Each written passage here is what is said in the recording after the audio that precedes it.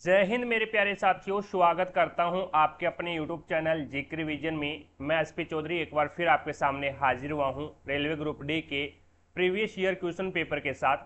जैसा कि आप सभी को पता है, हमने 56 पेपर है वो कवर कर लिए हैं। अगर वो पीछे वाली क्लास से आपने नहीं देखी है तो इस क्लास के आई बटन या फिर डिस्क्रिप्शन बॉक्स में उसका लिंक मिल जाएगा, वहाँ से जाकर के आप पीछे वाली क्लासें देख सकते हैं, या फिर आप प्लेलिस्ट में जाओगे तो कंटिन्यू सभी क्लासें आपको देखने को मिलेगी। चलिए शुरू करते हैं आज का सेशन। और आज अपन इस क्लास में 15 सितंबर 2022 को तीसरी पारी में जो पेपर हुआ था उस पेपर का इस क्लास में सॉल्यूशन करने वाले हैं। तो चलिए शुरू करते हैं आज का सेशन। एक आपसे छोटी सी रिक्वेस्ट रहेगी, अगर आप चैनल पर नए हैं तो चैनल को सब्सक्राइब करें, पास में लगे बेल आइकन को जरूर दबाएं ताकि अपन जैसे ही नेक्स्ट वीडियो लेके आएँ तो उसका नोटिफिकेशन सबसे पहले आपके पास पहुँचे और आप तुरंत उसका लाभ उठा सको। ज़्यादा से ज़्यादा वीडियो को लाइक करना और ज़्यादा से ज़्यादा शेयर करना अपने सभी दोस्तों के साथ में, ताकि सभी दोस्तों को क्लास का लाभ मिले, उन्हें भी पता लगे भी रेलवे ग्रुप डी में किस लेवल के क्वेश्चन आते हैं। चलिए शुरू करते हैं। पहला क्वेश्चन देखिएगा आपके सामने है इस प्रकार से, ये लीजिएगा। अब इसमें स्टेटमेंट आपको दे रखा है, भी सोशल मीडिया का प्रभाव समाज के प्रत्येक वर्ग पर व्यापक रूप से दिखाई देता है। अब इसमें तर्क दे रखा है, आजकल लोग सोशल मीडिया के माध्यम से विभिन्न देशों से जुड़े हुए हैं। बिल्कुल सही बात है, कोई दिक्कत नहीं है भी आजकल लोग हैं वो सोशल मीडिया के माध्यम से विभिन्न देशों से जुड़े हुए हैं और सोशल मीडिया के जरिए लोगों ने अलग अलग संस्कृति को जाना है, ये भी बिल्कुल सही बात है। तो दोनों के दोनों स्टेटमेंट है, दोनों के दोनों जो तर्क है वो एकदम सही है। 3 नंबर ऑप्शन आपका यहाँ पे राइट आंसर होगा। आगे देखो भी, नेक्स्ट आपके सामने है करंट अफेयर का क्वेश्चन है। अभी 3 नंबर क्वेश्चन देखो। 3 नंबर क्वेश्चन है, जब लवण जल का विद्युत अपघटन किया जाता है, जब लवण जल का विद्युत अपघटन किया जाता है तो कैथोड पर गैस बनती है, कैथोड पर एक्स गैस बनती है जो बर्निंग स्प्लिटर को इसके पास ले जाने पर पॉप ध्वनि उत्पन्न कर देती है। तो गैस एक्स कौन सी होगी ये आपको बताना है। अब आपको पता होना चाहिए भी कैथोड प्लस होता है या फिर माइनस। एक एनोड होता है, एक तो होता है एनोड और एक होता है कैथोड। अब कैथोड है वो होता है नेगेटिव, कैथोड क्या होता है, नेगेटिव होता है, और एनोड होता है वो होता है प्लस। अब जब लवण जलीय यानी H2SO4 इसका एक लवण है, अब इसके अंदर इसका विद्युत अपघटन करवाया जाता है तो हाइड्रोजन क्या होता है भी, हाइड्रोजन पॉजिटिव होता है भी, H पॉजिटिव होता है, और ऑक्सीजन है वो क्या है, नेगेटिव होता है भी, ऑक्सीजन है वो नेगेटिव होता है। अब जो नेगेटिव पॉजिटिव है वो तो जाएगा नेगेटिव की तरफ, याद रखना, और जो नेगेटिव होता है वो जाता है पॉजिटिव की तरफ। तो यहाँ पे कैथोड के ऊपर कौन चला जाएगा, तो कैथोड पर है वो आपका हाइड्रोजन चला जाएगा। और हाइड्रोजन गैस एक याद रखना, ये है वो पॉप ध्वनि के साथ है वो जलती है भी, ठीक है। तो यहाँ पे आपका राइट आंसर क्या हो जाएगा, H2 यानी 2 नंबर ऑप्शन आपका यहाँ पे राइट आंसर होगा। अब देखो भी 4 नंबर क्वेश्चन। 4 नंबर क्वेश्चन में देख रखा है भी इनमें से कौन सी दी गई श्रृंखला के बाएं सिरे से 18वें अक्षर या फिर प्रतीक के बाएं और 12वां होगा। बाएं से 18वां है और बाएं 12वां है, तो 18 में से 12 घटा दो 6, तो बाएं से छठा देख लो भी कौन सा है, पहला, दूसरा, तीसरा, चौथा, पांचवा और छठा। और छठा कौन सा हो जाएगा, डॉलर हो जाएगा। यानी आपका राइट आंसर क्या हो जाएगा, 2 नंबर ऑप्शन है वो आपका यहाँ पे राइट आंसर होगा। नेक्स्ट देखिएगा, 5 नंबर क्वेश्चन आपके सामने है। अब इसमें बताना है भी निम्न में से कौन सी द्विघात समीकरण 3x² - 4x + 10 बराबर 0 के मूलों की प्रकृति का वर्णन कीजिए। अब यह यहाँ पे b² - 4ac ये फॉर्मूला लगा दो बराबर 0। 3 कंडीशन, तीनों की तीनों कंडीशन मैंने बहुत बार बता रखी है आपको। b² का मान क्या है, b का मान यहाँ पे 4 है तो कितना हो जाएगा, 16 हो जाएगा।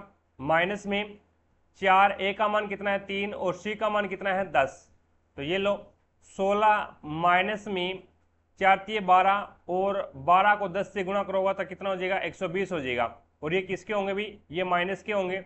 अब देखो इसमें से जाएगा तो ये हो जाएगा 104, 104 वो भी माइनस के। अब ये 0 से क्या है, छोटा है, 0 से छोटा है तो इसका मतलब क्या होगा, मूल काल्पनिक होंगे भी, मूल है वो काल्पनिक होंगे। तो यहाँ पे कोई भी मूल, कोई भी वास्तविक मूल नहीं होगा, कोई भी क्या है वास्तविक मूल नहीं होगा। 2 नंबर ऑप्शन आपका राइट आंसर होगा।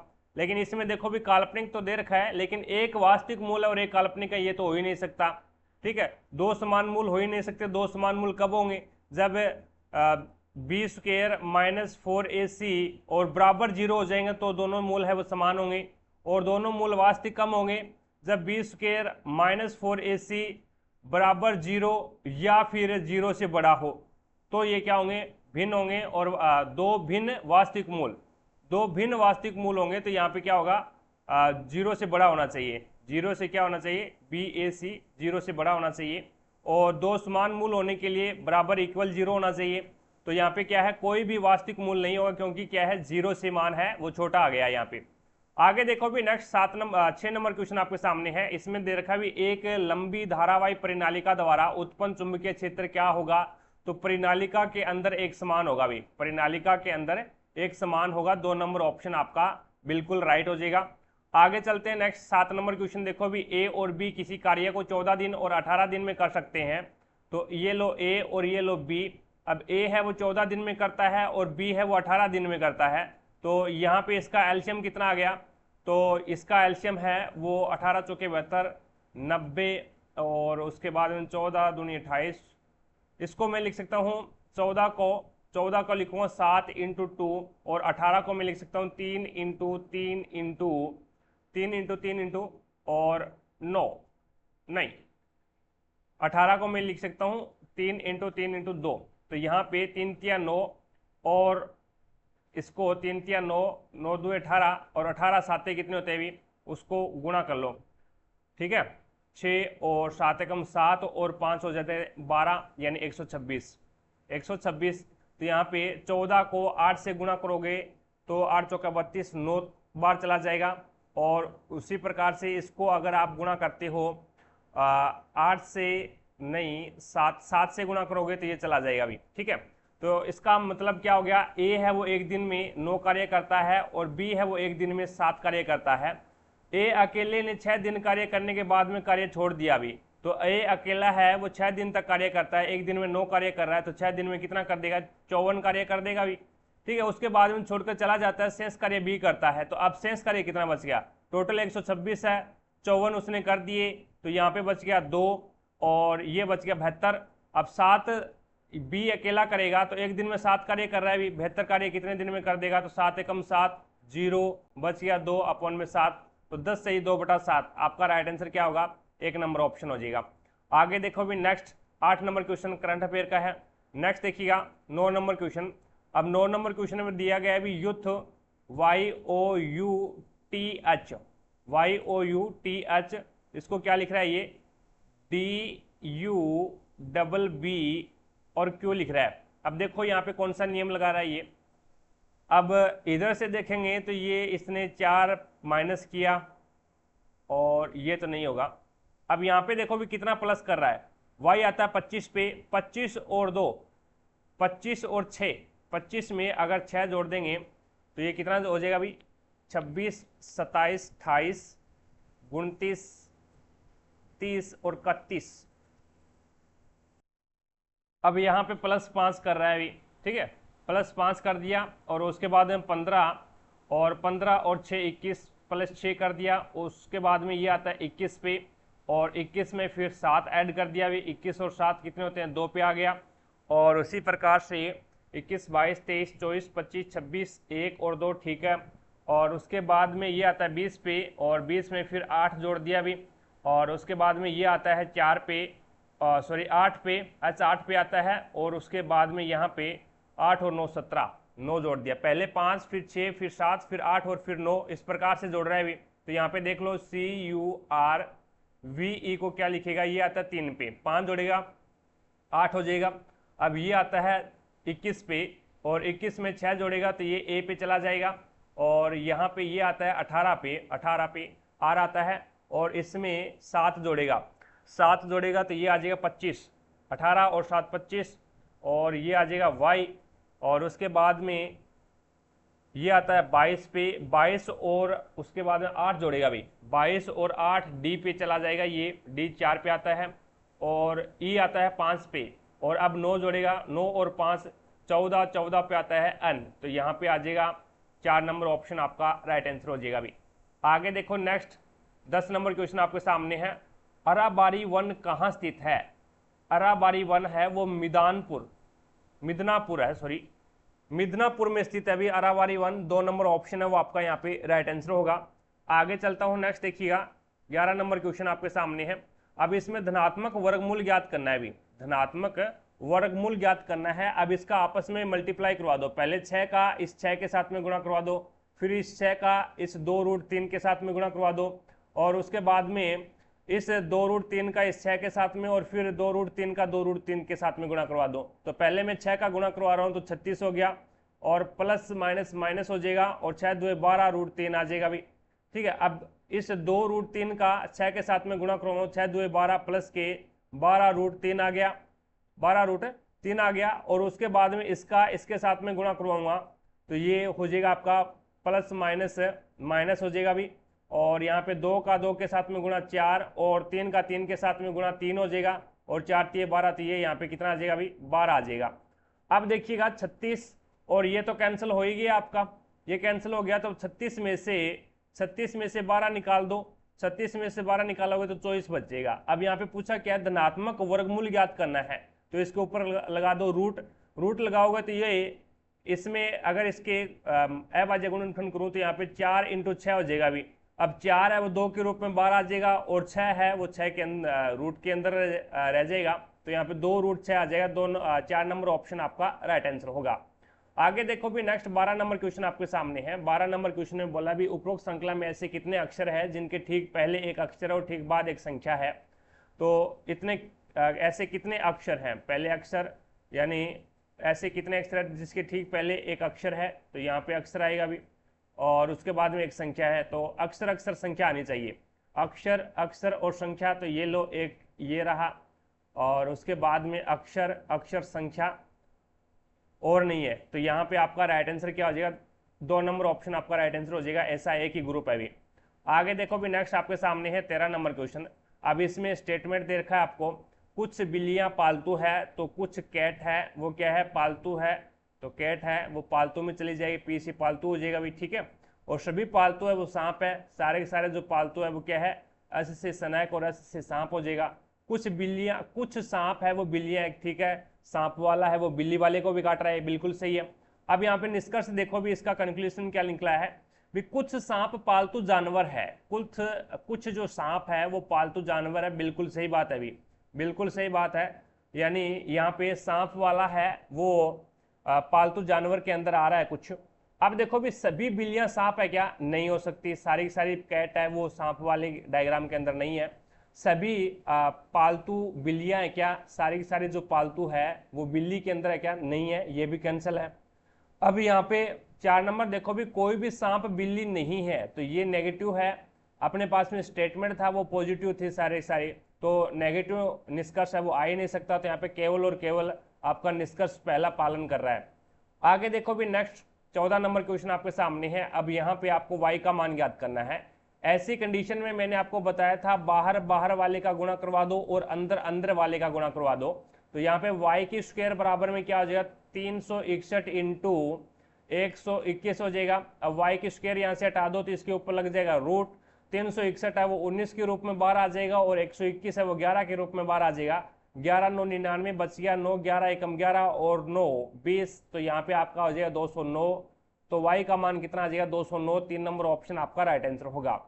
आगे देखो भी 15 नंबर क्वेश्चन आपके सामने है। अब इसमें HP को MS लिख रहा है अभी, HP को क्या लिख रहा है, ये लिख रहा है MS लिख रहा है। देखो यहाँ पे कौन सा नियम लगा रहा है ये, तो यहाँ पे इसमें कितना बढ़ा रहा है ये, इसमें 5 बढ़ा दिया, और यहाँ पे कितना बढ़ा रहा है 16 और 5 21 होते हैं, तो यहाँ पे 16 और 4 16 और 3 19, तो यहाँ पे 5 और 3 बढ़ा रहा है अभी, ठीक है। अभी इसमें DL को IO लिख रहा है, अभी इसमें कितना बढ़ाया 5 बढ़ाया, यानी 4 और 5 9 हो गया, और यहाँ पे कितना है L 12 पे आता है, 12 और 3 15, तो यहाँ पे 5 और 3 बढ़ा रहा है अभी, तो A और L को यहाँ पे 5 बढ़ाएगा तो ये हो जाएगा आपका F, और उसके बाद में इसमें 3 बढ़ाएगा तो ये आ जाएगा O, तो FO, यानी 1 नंबर ऑप्शन बिल्कुल राइट है अभी। आगे देखो भी नेक्स्ट 16 नंबर क्वेश्चन आपके सामने है। अब 16 नंबर क्वेश्चन में आपको tan to tan थीटा बराबर 3 दे रखा है, तो यहाँ पे आप tan का मान ज्ञात कर सकते हैं, कोई दिक्कत नहीं है अभी। तो tan बराबर कितना हो जाएगा, ये 2 यहाँ पे क्या मल्टीप्लाई में है, दूसरी साइड में जाएगा तो ये गुणा में हो जाएगा, तो tan थीटा बराबर में आपके पास में 3/2 आ गया। अब आपको लाल बट्टा कक्का LAL लाल और बट्टा कक्का ये याद होगा भी, ठीक है। अब tan क्या होता है, लंब बटा आधार होता है भी, ठीक है। तो tan क्या होता है, L और ये A लंब बटा आधार होता है। तो आपको कर्ण ज्ञात करना पड़ेगा। कर्ण ज्ञात करोगे तो यहाँ पे पाइथागोरस प्रमेय लगा दो। पाइथागोरस प्रमेय बराबर क्या होता है, कर्ण स्क्वायर बराबर में क्या होता है, लंब स्क्वायर प्लस में आधार स्क्वायर होता है भी। अब आपके पास में लंब का स्क्वायर कितना है, लंब 3 है तो स्क्वायर हो जाएगा 9, प्लस में आधार का स्क्वायर यानी आधार 2 है तो स्क्वायर हो जाएगा 4। तो यहाँ पे के स्क्वायर बराबर ये हो जाएगा, और के बराबर कितना आ जाएगा भाई, के बराबर आ जाएगा स्क्वायर यहाँ से हटाएंगे 9 और 4 13, तो रूट 13 आ जाएगा भाई। तो कर्ण आपका कितना आ गया, रूट 13 आ गया। अब देखो भी सेक सेक थीटा प्लस में tan थीटा माइनस में 1 है, तो यहाँ पे सेक क्या होता है, सेक है वो किसका उल्टा होता है भी, तो सेक आपका कोस का उल्टा होता है, ठीक है। तो यहाँ पे कोस का उल्टा होता है, तो सेक थीटा का मान कितना आ जाएगा, कर्ण बटा आधार आ जाएगा, कर्ण बटा आधार आ जाएगा प्लस में, और यहाँ पे लंब बटा आधार tan का मान कितना है, लंब बटा आधार और माइनस में मॉन 1, और उसके बाद में यहाँ पे सेक का हो जाएगा कर्ण बटा आधार और माइनस में लंब बटा आधार और प्लस में 1। अब इसका मान रख दो, मान रखोगे तो यहाँ पे कर्ण कितना है, रूट 13, और a का मान कितना है, आधार का मान कितना है 2 है, और प्लस में 3/2 और माइनस में 1, ठीक है। अब इसका एलसीएम ले लो, और आगे वाला है वो है रूट 13 अपॉन में 2 और माइनस में 3/2 और यहाँ पे प्लस का 1 है। अब इसका आप एलसीएम ले लो, अलग अलग का एलसीएम ले लो भी। इसका एलसीएम कितना आ रहा है, 2 आ रहा है, इसका भी एलसीएम कितना आ रहा है, 2 आ रहा है। तो यहाँ पे 2 मैं एलसीएम ले लेता हूँ, 2 एलसीएम ले लूंगा तो यहाँ पे रूट 13 बचेगा मेरे पास में, और प्लस में 3 बचेगा, और उसके बाद में प्लस में माइनस का 2 हो जाएगा भी यहाँ पे, और बराबर गुणा में है ये, और दूसरे का एलसीएम कितना आ रहा है, 2 ही आएगा, रूट 13 और माइनस में 3 और ये प्लस का हो जाएगा आपका 2। अब देखो भी इसको कैसे सोल्व करेंगे। अब यहाँ पे ये क्या बन गया, ये 3 प्लस का है और 2 माइनस का है, तो ये आपके पास में बच गया रूट 13 माइनस प्लस का 1 अपॉन में 2। एक तो आपका ये बन गया अभी, और एक दूसरा ये यहाँ पे बनेगा, माइनस का 3 है और प्लस का 2 है, तो माइनस का 1 बचेगा, ज्यादा है, तो रूट 13 माइनस का 1 ये 1 बन गया। अब यहाँ पे देखो भी आपको पता है भी ये यहाँ पे a है वो एक प्रकार से देखो भी a यहाँ पे क्या है, रूट 13 हो गया, और b यहाँ पे क्या आ रहा है, 1 आ रहा है। तो इसका मतलब क्या हो गया, ये बन गया एक a प्लस बी और एक बन गया a माइनस बी। अब ये फॉर्मूला बन रहा है यहाँ पे a प्लस बी और a माइनस बी, तो इसको मैं क्या लिख सकता हूँ, इसको मैं लिखूंगा a square minus B square लिखूंगा भी, कोई दिक्कत ही नहीं है। अब इसको a square minus B square लिख दूं तो ये इस रूप में हो जाएगा भी a square minus B square. अब a स्क्वायर क्या है यहाँ पे, तो 13 की स्क्वायर और 13 की स्क्वायर माइनस में 1 की स्क्वायर, तो 1 ही होगा, और अपॉन में 2 की स्क्वायर कितनी हो जाएगी, 4 हो जाएगी भी। अब 13 के स्क्वायर करोगे, रूट 13 के स्क्वायर करोगे तो 13 ही होगा, रूट 13 के स्क्वायर तो 13 होगा, और प्लस माइनस में 1 की स्क्वायर 1 ही होगा, और अपॉन में क्या है, 4 है, तो यहाँ पे 13 में से 1 जाएगा तो 12 अपॉन में 4, तो यहाँ पे कितना आ जाएगा, 3। तो आपका राइट आंसर क्या हो जाएगा, 1 नंबर ऑप्शन हो जाएगा अभी। आगे देखो भी नेक्स्ट आपके सामने है 17 नंबर क्वेश्चन। इसमें बोला गया भी पादपों में जल के परिवहन में वाष्पोत्सर्जन की क्या भूमिका है। तो यह पानी के विसरण को बढ़ाता है भी। वाष्पोत्सर्जन की भूमिका क्या होती है, तो ये पानी के विसरण को बढ़ावा देता है। 2 नंबर ऑप्शन है वो आपका यहाँ पे राइट आंसर हो जाएगा भी, ठीक है।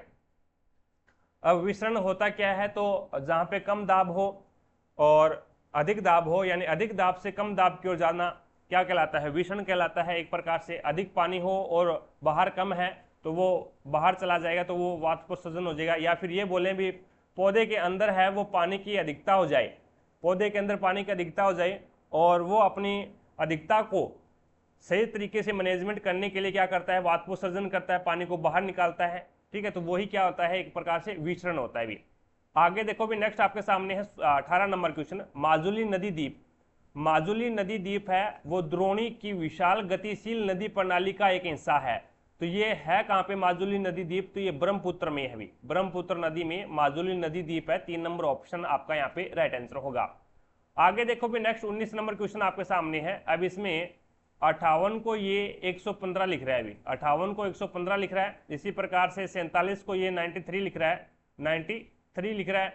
अब देखो भी, अगर यहाँ से 58 का दुगना कर दो आप, एक प्रकार से 58 का दुगना करोगे तो 8 2 16 और 5 2 10 और 1 11, तो यहाँ पे 116 हो रहा है, -1 कर रहा है। अभी 58 का दुगना करो और माइनस कर दो एक, तो 115 आ जाएगा, कोई दिक्कत नहीं है। इसी प्रकार से 47 का दुगना करो, 47 का दुगना करोगे तो ये 94 आएगा, और 94 यानी माइनस कर दो एक, तो इसी प्रकार से 2 से दुगना करो और माइनस कर दो एक, 93 आ जाएगा। इसी प्रकार से 67 को दुगना करो, 67 को दुगना करोगे तो 7 2 14 और 6 2 12 और 1 13, 134 आ रहा है, तो माइनस कर दो एक, तो ये कितना आ जाएगा, 133 आ जाएगा। ठीक है, तो यहाँ पे आपका राइट आंसर क्या होगा, 3 नंबर ऑप्शन आपका राइट आंसर होगा। आगे देखो भी 20 नंबर क्वेश्चन आपके सामने है। 11 और 20 के बीच की सभी अभाज्य संख्याओं, यानी दोनों शामिल है भी इसमें, ये देख लेना 11 और 20 दोनों शामिल है, ये दोनों शामिल है। अगर अभाज्य संख्या है तो दोनों शामिल हो जाएगी। के बीच सभी अभाज्य संख्याओं के योगफल और 30 और 50 के बीच सभी अभाज्य संख्याओं के योगफल का अंतर, धनात्मक अंतर कितना है, ये आपको ज्ञात करना है। पहले 11 और 20 के बीच में देखो तो 11 खुद एक अभाज्य संख्या है, प्लस में 13 अभाज्य संख्या है, प्लस में 17 अभाज्य संख्या है, प्लस में 19 है वो भी अभाज्य संख्या है। तो दोनों को शामिल करने का मतलब क्या है, 20 यहाँ पे क्या है, अभाज्य संख्या नहीं है, तो 20 को काउंट अपन नहीं करेंगे। उसके बाद में यहाँ पे 30 और 50 के बीच में देखना है, तो 30 के बाद में 31 एक अभाज्य संख्या है, और उसके बाद में 37 है वो भी एक अभाज्य संख्या है, और 41 है वो भी एक अभाज्य संख्या है, 43 है वो भी एक अभाज्य संख्या है, और 47 है वो भी एक अभाज्य संख्या है। अब इन दोनों को काउंट करो, 9 और 1 10, 10 और 7 17, 17 और 3 20, 2 1 2 3 4 और 2 6, यानी 60 आ गया इसका योग। अब इसका योग कीजिएगा, 7 और 3 10 और 1 8, 7 और 3 10 और 1 11, 11 और 7 18 और 1 19, तो यहाँ पे 1 4 और 4 8 और 4 16, 16 और 1 17, 17 3 20 और 3 23, तो यहाँ पे आ जाएगा 239। अब 60 में से 239 में से 60 निकाल दो, भी इसका अंतर ही पूछा है इसने, अंतर पूछा, 60 यहाँ से निकालोगे तो 9, और 13 में से 6 जाएगा तो 7 बचेगा, और 13 में से 6 जाएगा तो 7 बचेगा, लेकिन हमने ऐड सही किया है क्या, 31 37 आएगा, उसके बाद में 41 फिर 43 फिर 47, 7 और 3 10, 10 और 1 11, 11 और 7 18 और 1 19 1, और उसके बाद में 4 और 3 7, 4 और 4 16, 4 और 4 8 और 4 12, 12 और 3 कितने हो जाएंगे भी, 12 और 3 15, 12 और 3 15, और 15 और 3 18 और 1 19, तो ये हो जाएगा भैया 199, 199 होगा भी ये, 199 होगा। तो अब 60 निकालोगे इससे, तो ये 9 का तो 9 आ जाएगा, और ये 3 आ जाएगा, और ये 1 आ जाएगा, 139 बचेगा आपका, यानी 1 नंबर ऑप्शन आपका राइट आंसर होगा। आगे देखो भी नेक्स्ट 21 नंबर क्वेश्चन आपके सामने है। अब इसमें बोला है सुमित बिंदु F से शुरू करता है और पूर्व की ओर 5 किलोमीटर चलता है, तो ये लोग पूर्व की ओर 5 किलोमीटर चला दिया हमने, और F बिंदु से शुरू कर रहा है ये। उसके बाद में फिर वह बाएं मुड़ता है और 10 किलोमीटर चलता है, तो ये लो बाएं मोड़ दिया और 10 किलोमीटर चला दिया। और उसके बाद में फिर वह बाएं मुड़ता है और 8 किलोमीटर चलता है, तो बाएं मुड़ेगा और 8 किलोमीटर चला दें, ये लो। फिर वह बाएं मुड़ता है और 3 किलोमीटर चलता है, तो बाएं मुड़ेगा और 3 किलोमीटर चलेगा, तो ये लो 3 किलोमीटर चला दिया। अंत में वह बाएं मुड़ता है और 3 किलोमीटर चलता है, तो बाएं मुड़ेगा और 3 किलोमीटर चलेगा, तो इसके एकदम सीध में आ जाएगा भी। ठीक है, अब इसने क्या बोला है, जी पर रुक जाता है, तो यहाँ पे जी बिंदु आ गया, रुक गया। जी बिंदु से बिंदु जी से बिंदु एफ तक पहुंचने के लिए किस दिशा में और कितनी दूरी तय करनी पड़ेगी, तो जी से एफ की ओर पहुंचेंगे, तो ये टोटल 8 थी, ये टोटल 5 है, 3 वापस आ गया, तो इसका मतलब क्या है, इसके एकदम सीध में है। और ये 3 यहाँ से आ गया, तो यहाँ ये टोटल दूरी कितनी है, 10 है, 10 में से 3 निकालोगे तो ये दूरी कितनी बचेगी, 7 बचेगी, और 7 किलोमीटर दक्षिण की ओर चलना पड़ेगा उसको। तो आपका यहाँ पे 1 नंबर ऑप्शन है वो राइट आंसर हो जाएगा। अब चलते हैं नेक्स्ट क्वेश्चन पे। 22 नंबर क्वेश्चन देखिए आपके सामने है। अब यहाँ पे आगे और पीछे दोनों दिशाओं में आपको अक्षर युग्म आपको ज्ञात करने हैं। तो सी आता है 3 पे, ओ आता है 15 पे, एन आता है 14 पे, वी आता है 22 पे, ई आता है 5 पे, आर आता है 18 पे, टी आता है 20 पे, और एस आता है 19 पे। दोनों साइडों में ज्ञात करना आपको। तो यहाँ से शुरू करो पहले। 3, 4, 5, 6, 7, 8, 9 और 10। इसके बाद में 15, 16, 17, 18, 19, 20। तो एक 15 और 20 का अक्षर युग्म बन गया भाई, ठीक है। और उसके बाद में 14 से शुरू करो, 14, 15, 16, 17, 18, 19 और एक 14 और 19 का अक्षर युग्म बन गया। 22 से शुरू करो, 22 से सारे छोटे हैं तो 22 का नहीं बनेगा। 18, 19 सॉरी 5, 6, 7 और 8 और उसके बाद 18 से शुरू करो, 18, 19, 20 नहीं बनेगा। फिर 20 से सारे छोटे तो ये बनेगा नहीं। 19 से शुरू कर दो वापस, 19 और 20 तो एक 19 और 20 का बन गया अभी। उसके बाद में 19, 20, 21, 22, 23, 24, 25, 26 नहीं बनेगा। 20 से शुरू करो, 20, 21, 22, 23, 24, 25, 26 नहीं बनेगा। 18 से 18, 19, 20, 21, 22, 23 नहीं बनेगा। 5, 6, 7, 8, 9 नहीं बनेगा। 22 से सारे छोटे नहीं बनेगा। 14 और एक 15 तो 14 और 15 का एक अक्षर युग्म इसका बन गया अभी। और उसके बाद में 15 और 16 इसका भी नहीं बनेगा। तो यहाँ पे 4 अक्षर युग्म बनेंगे। 3 नंबर ऑप्शन आपका यहाँ पे राइट आंसर होगा। 23 नंबर क्वेश्चन देखो भी आपके सामने है। प्रिज्म के माध्यम से श्वेत प्रकाश के गुजरने पर, प्रिज्म के माध्यम से श्वेत प्रकाश के गुजरने पर इसका वर्ण विक्षेपण होता है। विचलन वर्ण विक्षेपण होता है और विचलन कोण होगा। तो यहाँ पे तरंग दैर्ध्य के व्युत क्रमानुपाती होगा, यानी उल्टा होगा। कहने का मतलब क्या है, बहुत बार मैं ये चीजें बता चुका हूं। एक तो होता है अपवर्तनाक, अपवर्तनाक, और एक आपका होता है प्रकीर्णन। एक क्या होता है, एक प्रकीर्णन होता है और एक होता है आपका वर्ण विक्षेपण, वर्ण विक्षेपण, और एक आपका होता है विचलन। एक क्या होता है, विचलन होता है। अब यहाँ पे अपवर्तनाक, प्रकीर्णन, वर्ण विक्षेपण और विचलन ये किसके ज्यादा होंगे, तो जिसका तरंग दैर्ध्य कम है, जिसका तरंग दैर्ध्य कम है उसमें ये चीजें हैं, कम होना चाहिए। तरंग दैर्ध्य कम होना चाहिए, उसमें अपवर्तनाक ज्यादा होगा, प्रकीर्णन भी ज्यादा होगा उस रंग में, वर्ण विक्षेपण भी ज्यादा होगा और विचलन भी ज्यादा होगा। अब आप तरंग दैर्ध्य कैसे पता लगाओगे, तो याद रखना इंद्रधनुष में विविग्योर VIB GYOR VIB GYOR GYOR ये होता है, भी 7 रंग होते हैं। अब इसमें है वो बाएं, यानी सॉरी दाएं, इसमें दाएं साइड में तरंग दैर्ध्य है वो सबसे ज्यादा होता है, ठीक है। और इसमें बाएं साइड में तरंग दैर्ध्य है वो सबसे कम होता है। और जैसे जैसे बाएं साइड से दाएं साइड की ओर जाएंगे तो तरंग दैर्ध्य है वो बढ़ता हुआ जाएगा। और रंग लाल रंग यानी R से रेड बनता है, रेड रंग का तरंग दैर्ध्य वो सबसे ज्यादा होगा। तो इसका मतलब क्या हो गया, वहां पे अपवर्तनाक, प्रकीर्णन, विचलन और जो आपका वर्ण विक्षेपण है वो सबसे कम हो जाएगा। तो इसने बोला है जब प्रिज्म के माध्यम से श्वेत प्रकाश के गुजरने पर इसका वर्ण विक्षेपण होता है और विचलन कोण क्या होगा, तो ये तरंग दैर्ध्य के व्युत क्रमानुपाती होता है, तरंग दैर्ध्य का उल्टा होता है। कहने का मतलब तरंग दैर्ध्य बढ़ेगा तो विचलन आपका घट जाएगा और विचलन बढ़ेगा तो तरंग दैर्ध्य घट जाएगा। तो यहाँ पे आपका 2 नंबर ऑप्शन है वो आपका राइट आंसर होगा। व्युत क्रमानुपाती का मतलब क्या होता है, उल्टा होता है। यानी तरंग दैर्ध्य जहाँ पे बढ़ेगा तो वहां पे आपका विचलन है वो कम हो जाएगा और तरंग दैर्ध्य घटेगा तो विचलन बढ़ जाएगा भी, ठीक है। आगे देखो भी नेक्स्ट 24 नंबर क्वेश्चन आपके सामने है। इसमें दे रखा है भी 2 संख्याओं का योगफल आपको 20 दे रखा है, अंतर 16 दे रखा है। तो बड़ी और छोटी संख्या का अनुपात आपको ज्ञात करना है। इजिली तरीके से ज्ञात कर सकते हैं, कोई दिक्कत नहीं है। ये क्वेश्चन बन जाता है x प्लस, मैंने वो 2 संख्याएं मान ली x प्लस वाई बराबर इसका योग तो 20 है और x माइनस वाई इसका अंतर है वो आपके पास में 16। अब तो ये क्वेश्चन वेरी इजी बन गया अभी।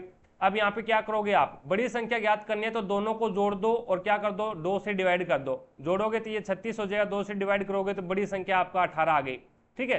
छोटी संख्या आपको ज्ञात करना है तो 20 में से 16 घटा दो, घटा करके आप क्या करो, 20 में से 16 घटाओगे 4 और फिर 2 से डिवाइड कर दो तो यहाँ पे आपका छोटी संख्या आ जाएगी। अब इसका रेशियो पूछा आपको तो 2 एकम 2 और 2 नियम 18, तो यहाँ पे 9:1 आ जाएगा। तो आपका 4 नंबर ऑप्शन राइट हो जाएगा। आगे देखो भी 25 नंबर, 15 सेंटीमीटर त्रिज्या वाले वर्त का परिमाप आपको ज्ञात करना है। वर्त का परिमाप ज्ञात करना है, पाई का मान आपको रखना नहीं है क्योंकि आंसर है वो पाई के अंदर है।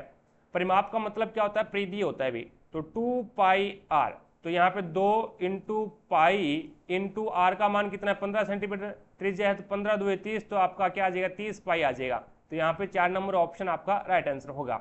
आगे देखो भी 26 नंबर क्वेश्चन आपके सामने है। यदि एक हीटर 1 मिनट और 20 सेकंड में 60 किलो जूल ऊष्मा उत्पन्न करता है तो शक्ति ज्ञात कीजिए। Very very very very important question है, बढ़िया तरीके से समझना भी इसको।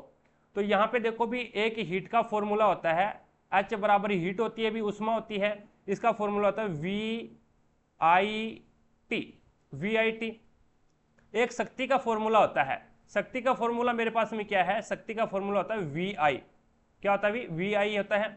अब यहाँ पे H बराबर VIT और P बराबर VI आपको ज्ञात करना है शक्ति। शक्ति कैसे आए? आपके पास में अगर VI का मान आ जाए ना तो आप है वो शक्ति ज्ञात कर सकते हैं। कहने का मतलब क्या है, इस फॉर्मूले से अगर आप VI का मान ज्ञात कर लें, VI का मान ज्ञात कर लें, अगर मेरे पास में VI का मान आ जाए तो मैं उसे शक्ति घोषित कर दूंगा, कोई दिक्कत नहीं है, ठीक है, क्योंकि P बराबर VI होता है भी, वोल्टेज इंटू एम्पियर होता है। अब यहाँ पे देखो भी मेरे को VI का मान चाहिए तो ये गुना में T है, T को मैं बराबर से दूसरी साइड में भेज दूंगा, कोई दिक्कत नहीं है। तो VI बराबर क्या हो जाएगा, VI बराबर हो जाएगा H अपॉन में T आ जाएगा, क्योंकि ये यहाँ पे गुना में बराबर से दूसरी साइड में जाएगा तो डिवाइड में चला जाएगा, तो ये फॉर्मूला बन गया। अब यहाँ से मैं VI याद कर लूंगा, VI याद करूंगा, जैसे ही मेरे पास में VI आ जाएगा तो मैं बोल दूंगा भी VI यानी P बराबर तो VI होता है, तो वो शक्ति हो जाएगी अपनी। अब देखो भी 60 किलो जूल है, यानी ऊष्मा कितनी है, 60 किलो जूल है, तो VI बराबर क्या हो जाएगा 60, और किलो को मैं हटा दूं, किलो में कितने 1000 ग्राम होते हैं तो 1000 से मैं गुणा कर दूं भाई, यानी 1000 से गुणा कर दूं, और ये क्या है जूल में है, ठीक है। अपॉन में टाइम कितना है तो 1 मिनट और 20 सेकंड है, 1 मिनट में 60 सेकंड होते हैं, 20 सेकंड और है तो 80 सेकंड हो गए भी टोटल, 80 सेकंड का भाग लगा दो। अब 0 से 0 कैंसिल कर दो और 2 से काट दो, 2 से काटो 4 से काट दो, 4 2 8 और 25 चौके 100, 25 चौके 100 250 हो गया। अब 2 से फिर काट दो, 2 से काटोगे तो 2 एकम 2 और 2 तिया 6 हो जाएगा। तो यहाँ पे VI का मान कितना आ गया, VI का मान आ गया 3 इंटू 250, 3 इंटू 250 आ गया। अब यहाँ पे देखिएगा 250 आ गया तो ये आपका हो जाएगा 3 से गुणा करो, 25 3 75 750, तो VI का मान कितना आ गया 750 आ गया। तो P बराबर VI का मान कितना है 750, तो 750 आपका वाट आ जाएगा, 750 वाट आ जाएगा, शक्ति को वाट में मापा जाता है। तो आप यहाँ पे आपका 3 नंबर ऑप्शन है ना वो आपका राइट आंसर हो जाएगा। चीजें समझ में आई, कोई दिक्कत नहीं है। आगे चलते हैं, नेक्स्ट देखिएगा 27 नंबर क्वेश्चन आपके सामने है।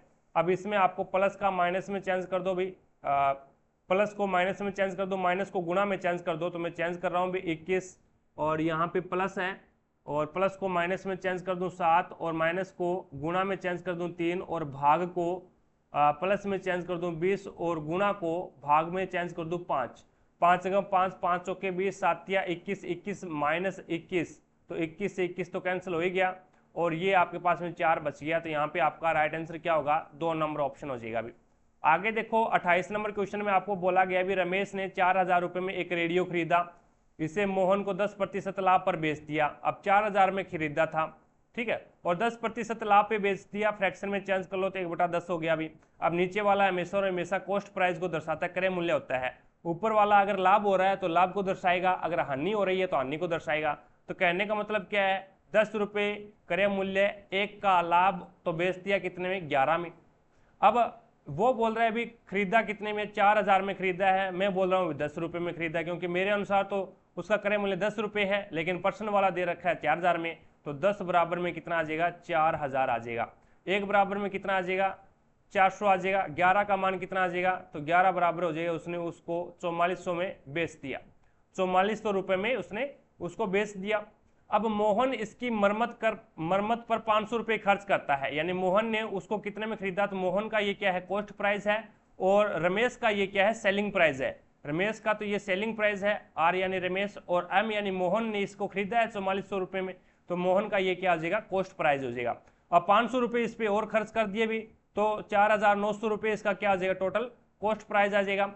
फिर वह इससे ऋत्विक को 12% के लाभ पर बेच देता है। तो ऋत्विक ने उस रेडियो को किस मूल्य पर खरीदा, तो 12% को फ्रैक्शन में चेंज कर लो, 12% फ्रैक्शन प्रतिशत हटाओगे नीचे 100 लग जाएगा, 4 से काट दो, 4 3 12 और 25 चौके 100, तो यहाँ पे नीचे वाला क्या है, 25 रुपये क्रय मूल्य है, ₹3 इसका विक्रय, ₹3 इसका लाभ हो गया, ₹25 क्रय मूल्य, ₹3 लाभ हो गया। तो यहाँ पे बेचेगा कितने में भी, बेचेगा 28 में।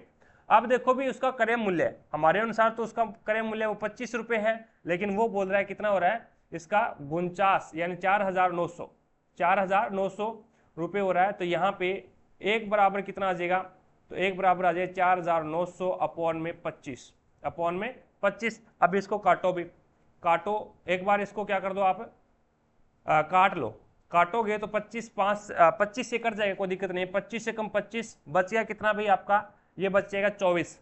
कितना बचेगा, 24 बचेगा भाई, 24 बचेगा, 240 हो गया, 240 हो जाएगा। तो 25 नियमा 225 होते हैं भी, और 25 नियमा 225 होते हैं, तो ये 9 बार चला जाएगा तो 225। अब 225 में से ये जाएगा तो यहाँ पे 150 बचेगा भी, और एक सिपर हो रहा है ऊपर से, और 15 सिक्के, 25 सिक्के, 25 चौके 100, 25 5 125, 25 सिक्के 150, तो 196 आ गया। अब आपको मान किसका ज्ञात करना है, मान आपको 28 का ज्ञात करना है, क्योंकि आपका क्रय मूल्य विक्रय मूल्य कितना है, 28 हो गया अभी, ठीक है। 12% लाभ पे बेचता है तो 25 रुपए तो यहाँ पे क्रय मूल्य था, ₹3 लाभ हो गया तो 28 रुपए में बेचेगा। तो इसको क्या कर दो आप, 28 से मल्टीप्लाई कर दो, तो 196 में 28 से मल्टीप्लाई करोगे तो ये हो जाएगा 8 सिक्के 48, 4 और 8 निम 72, 72 और 4 हो जाएंगे 76, 7 और 8 एकम 8 और 7 15, और उसके बाद में 6 2 12, 9 2 18 और 1 19 और 2 एकम 2 और 1 3, तो ये हो जाएगा आपके पास में 8 और ये 6 और 2 8, 9 और 5 कितने होते हैं अभी, 9 और 5 14, और उसके बाद में 3 4 और 1 5, तो 5488 आ जाएगा। 5488 2 नंबर ऑप्शन आपका राइट आंसर होगा। आगे देखो भी नेक्स्ट 30 नंबर क्वेश्चन आपके सामने है। अब 30 नंबर क्वेश्चन में एक डायग्राम दे रखा है, और इस डायग्राम के अकॉर्डिंग आपको n और m है वो दोनों पैरेलल है एक दूसरे के, ठीक है। तो यहाँ पे आपको A रेशियो B यानी इसका रेशियो आपको दे रखा है, और इसका रेशियो आपको दे रखा है 2:3 है, 2:3 है। अब यहाँ पे आपको मान बताना है, किसका, h का मान बताना है, इसका मान बताना है भी, याद कर दें कोई दिक्कत नहीं है।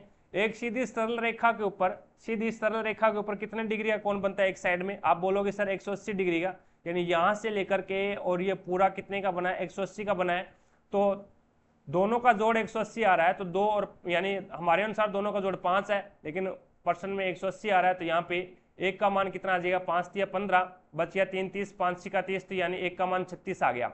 एक का मान 36 आ गया, तो एक का मान यहाँ पे कितना है, 2 है, 36 2। अब इसमें एक का मान 36 आ गया, तो यहाँ पे जो ए कोण है इसका मान कितना है, 2:3 के अंदर ये बंटा हुआ है, तो यहाँ पे ये तो हो जाएगा 72 डिग्री का, 36 2 72, और 36 3 कितने हो जाएंगे, 6 3 18 और एक, और ये हो जाएगा 108 डिग्री का। तो आपका बी कोण है वो तो 108 डिग्री का हो जाएगा, और आपका ए कोण है वो कितना हो जाएगा, 72 डिग्री का हो जाएगा। अब यहाँ पे देखिएगा, अब ये जो बी कोण है, ये बी कोण किसके बराबर होगा, तो इस वाले कोण के बराबर होगा। अभी ये बी कोण है वो इस वाले कोण के बराबर होगा, क्योंकि ये संगत कोण है। और आपका ये जो ए कोण है वो किस कोण के बराबर होगा, तो दूसरे रंग से मैं आपको यहाँ पे बता देता हूँ, ए कोण है वो इस कोण के बराबर होगा भी, क्योंकि ये संगत कोण है, संगत कोण है वो बराबर होते हैं भी। तो ये भी कितना होगा, ये आपका 108 डिग्री हो जाएगा। अब ये 108 डिग्री है, तो ये क्रॉस वाला हो जाएगा भी। आपका जो एंगल है, ये जो एंगल है ये क्या है, ये वाला और ये वाला दोनों बराबर होंगे। क्यों होंगे, क्योंकि ये एकांत शीर्षाभिमुख कोण है। ये क्या है, क्रॉस में शीर्षाभिमुख कोण होते हैं इस प्रकार से। तो ये क्या है, ये कोण इसके बराबर होगा, और ये वाला कोण है वो इसके बराबर होगा, क्योंकि ये क्रॉस में बने हुए हैं और शीर्षाभिमुख कोण है। तो यहाँ पे ये 108 डिग्री का है, तो ये भी कितना होगा, 108 डिग्री का ही हो जाएगा। तो यहाँ पे आपका 1 नंबर ऑप्शन राइट हो जाएगा।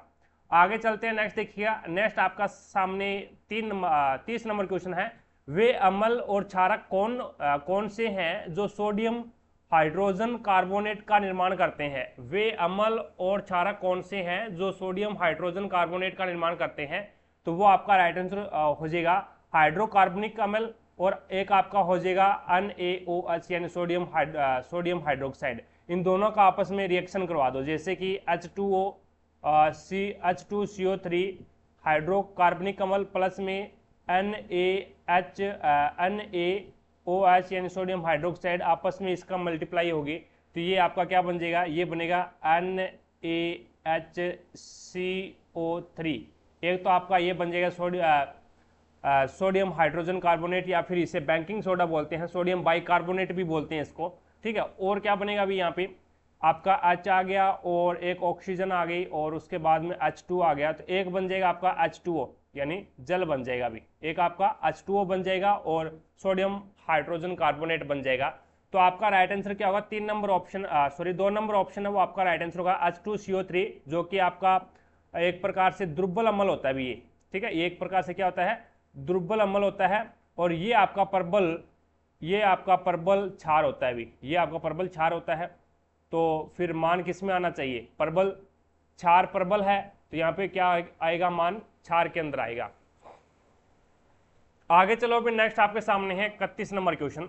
31 नंबर क्वेश्चन देखिएगा। एक दुकानदार है वो 18 केजी के भाव से, एक दुकानदार 18 केजी के भाव पर खरीदे गए गेहूं को 20 केजी के भाव पर बेचता है और वह बेचने के समय 1 केजी के बजाय केवल 900 ग्राम गेहूं देता है। तो यहाँ पे दुकानदार का वास्तविक प्रतिशत लाभ आपको बताना है। तो पहले तो आप इस कंडीशन में, यानी 2 कंडीशन है इसमें, पहले इस कंडीशन के अंदर आप इसका लाभ ज्ञात कर लो भी। 18 रुपए में इसने खरीदा और 20 रुपए में ये बेच रहा है, तो कितने का लाभ हो गया, 2 का लाभ हो गया भी। 18 में खरीदा और 20 में बेच रहा है, तो 2 का लाभ हो गया कितने पर, 18 पे इंटू 100।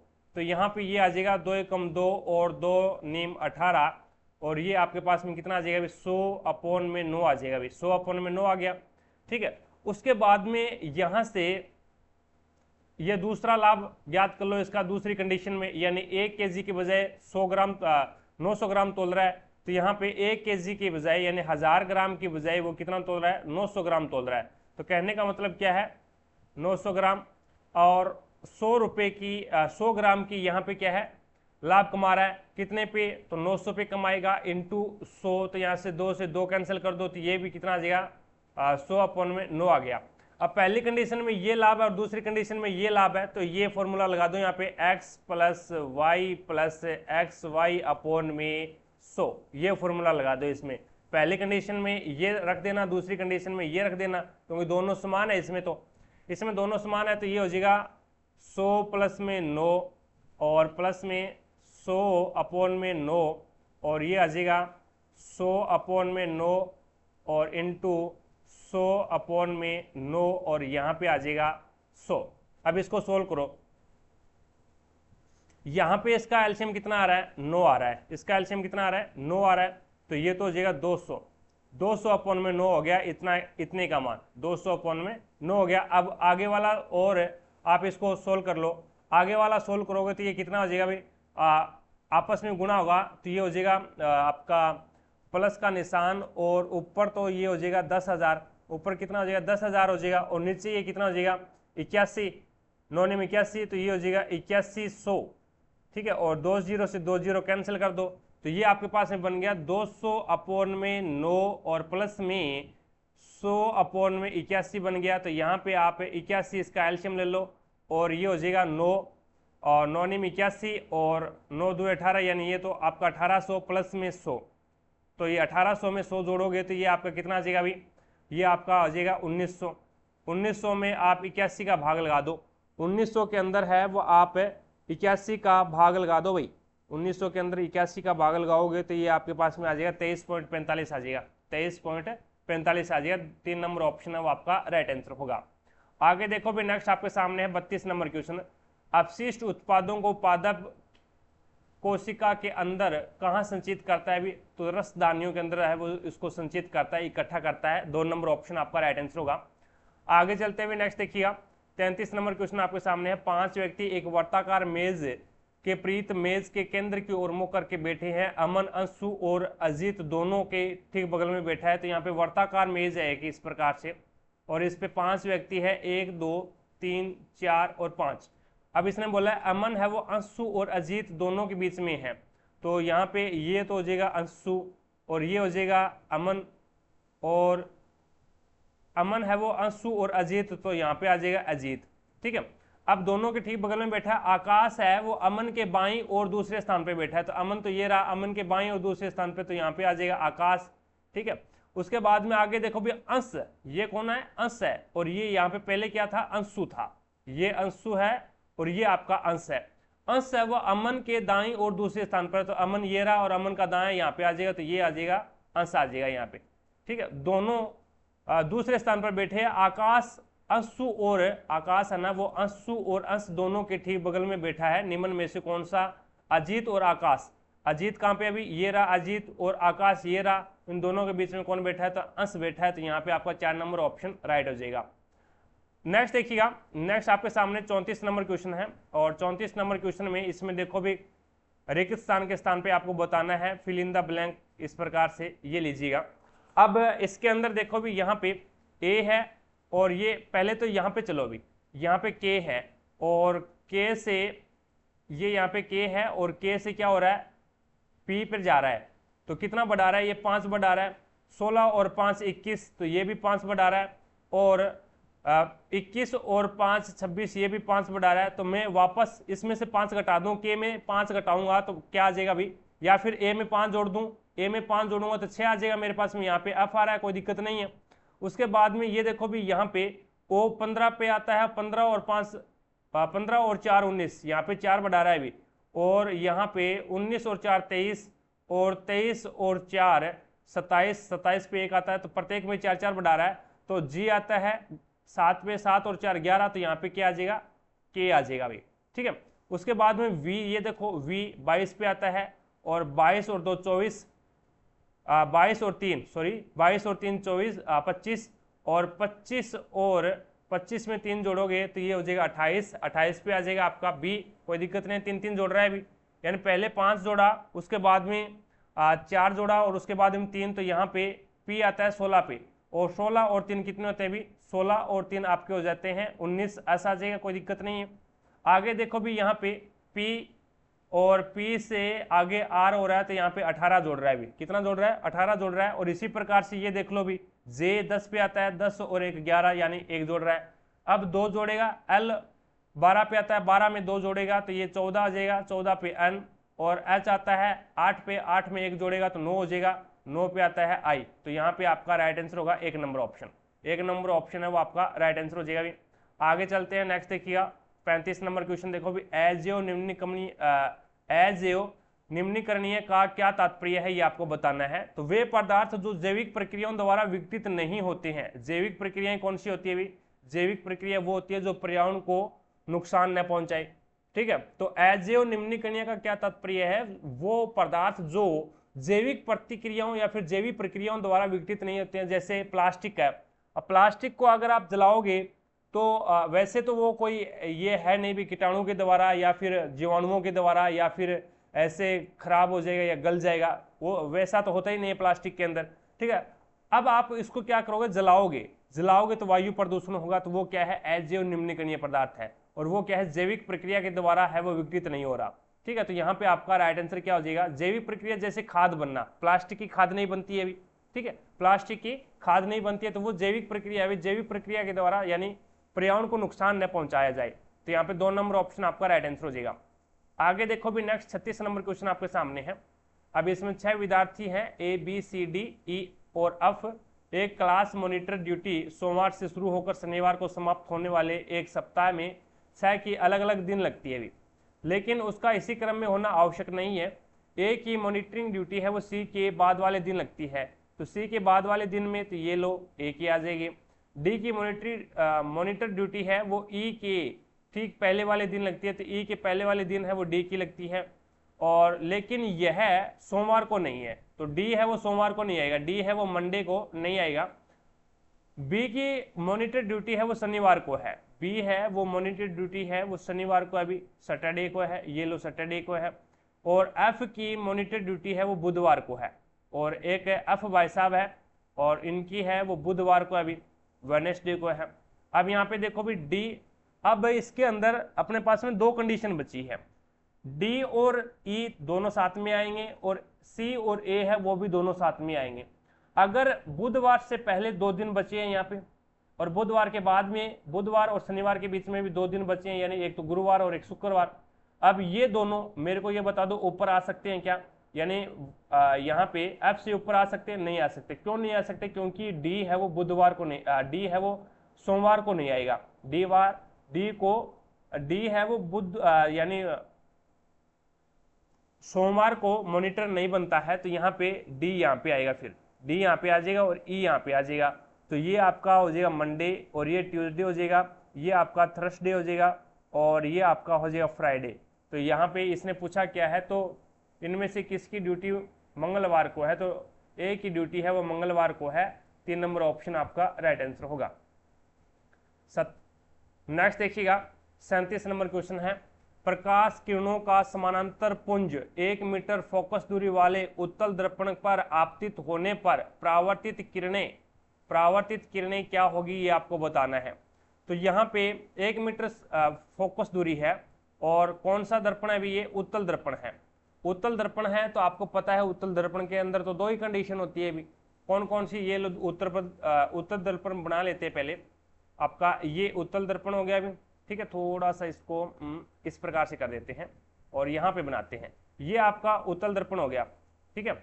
ये उत्तल दर्पण है, और ये आपका मुख्य एक्स हो जाएगा भी इस प्रकार से, और ये यहाँ पे आपका एफ हो गया, और ये आपका वक्रता केंद्र हो गया।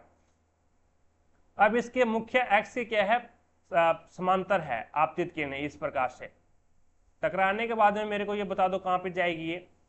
टकराने के बाद में इस प्रकार से ये चली जाएगी भी, ठीक है, टकराने के बाद में, और ये इस प्रकार से चली जाएगी। अब ये मिलेगी कहाँ पे, तो इसको मैं वापस पीछे की ओर बढ़ाता हूँ डॉट डॉट करके इस प्रकार से। तो ये क्या है, एफ के ऊपर मिली हुई प्रतीत होगी, एफ के ऊपर मिलती हुई प्रतीत होगी।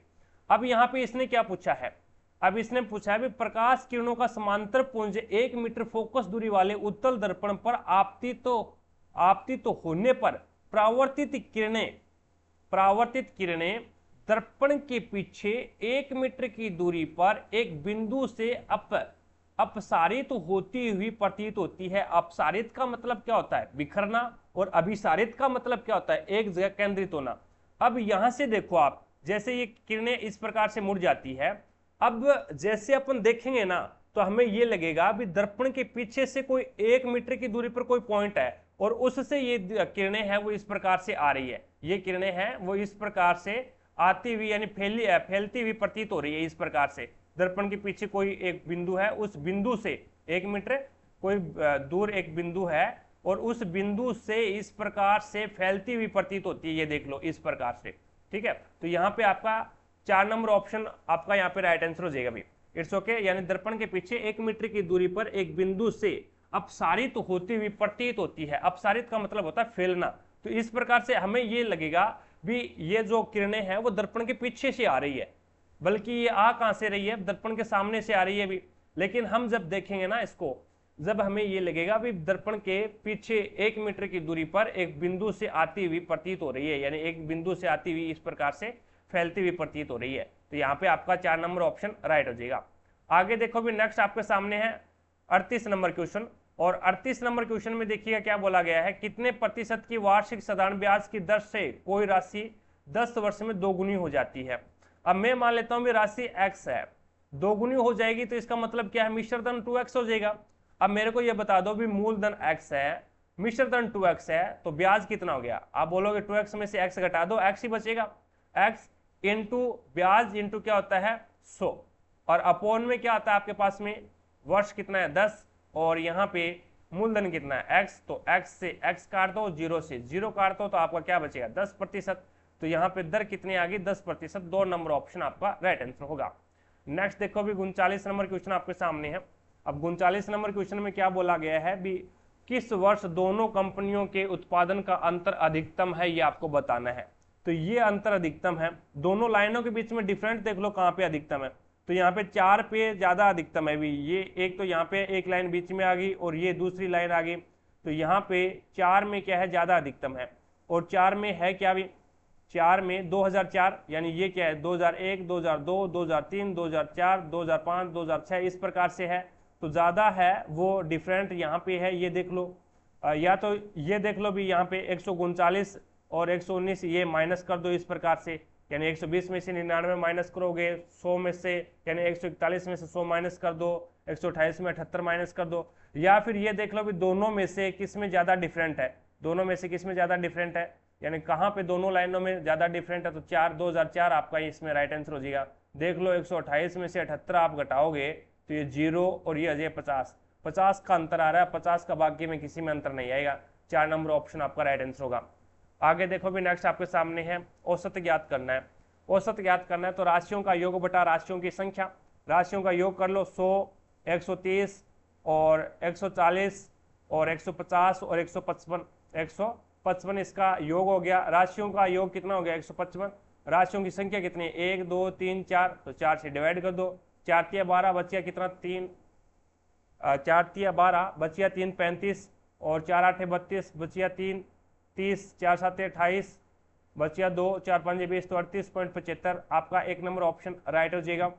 आगे देखो भी नेक्स्ट 41 नंबर क्वेश्चन आपके सामने है। इसमें बोला गया भी इसमें से कौन सा तत्व प्रकृति में सबसे अधिक धात्विक है, तो वो सीजियम हो जाएगा भी। सीजियम है वो प्रकृति में सबसे ज्यादा धात्विक है।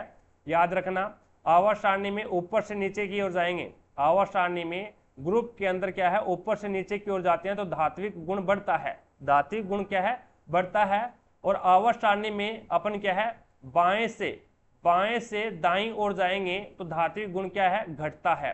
तो यहाँ पे ये सीजियम है वो पहले ग्रुप में आता है भी, सीजियम है वो पहले ग्रुप में आता है ली ना ने की रब से फरियाद, तो ये रहा आपका सीजियम। यहाँ पे हाइड्रोजन, लिथियम, सोडियम, पोटेशियम और रुबिडियम और यहाँ पे सीजियम और फ्रांसियम, तो आपका यहाँ पे राइट आंसर होगा सीजियम।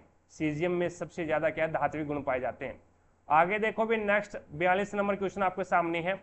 एक्स यदि एक्स वाई के दक्षिण में है, एक्स है वो वाई के यदि वाई है वो एक्स के दक्षिण में है, एक्स के दक्षिण में कौन है वाई, ये लो, और जेड है वो एक्स के पूर्व में है, एक्स के पूर्व में जेड है तो यहाँ पे जेड आ गया। तो वाई के सापेक्ष, किसके सापेक्ष वाई के सापेक्ष जेड की कंडीशन बतानी है तो इस प्रकार से बनेगा। तो ये ऊपर वाला तो ये उत्तर था और ये आपका पूर्व था, तो इसके बीच में उत्तर पूर्व, तो आपका यहाँ पे 3 नंबर ऑप्शन राइट हो जाएगा। 43 नंबर क्वेश्चन देखिएगा।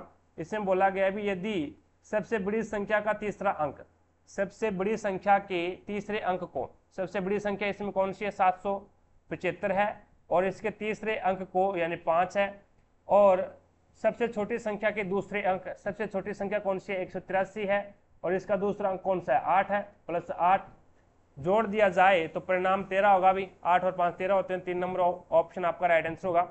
नेक्स्ट देखिएगा 44 नंबर क्वेश्चन आपके सामने है। अब इसमें बोला है भी दी गई अभिक्रिया एक पर विचार कीजिए कौन सी अभिक्रिया है, तो यहाँ पे पोटेशियम आयोडाइड और ये क्या है PbNO3, पोटेशियम आयोडाइड है यहाँ पे और ये है PbNO3।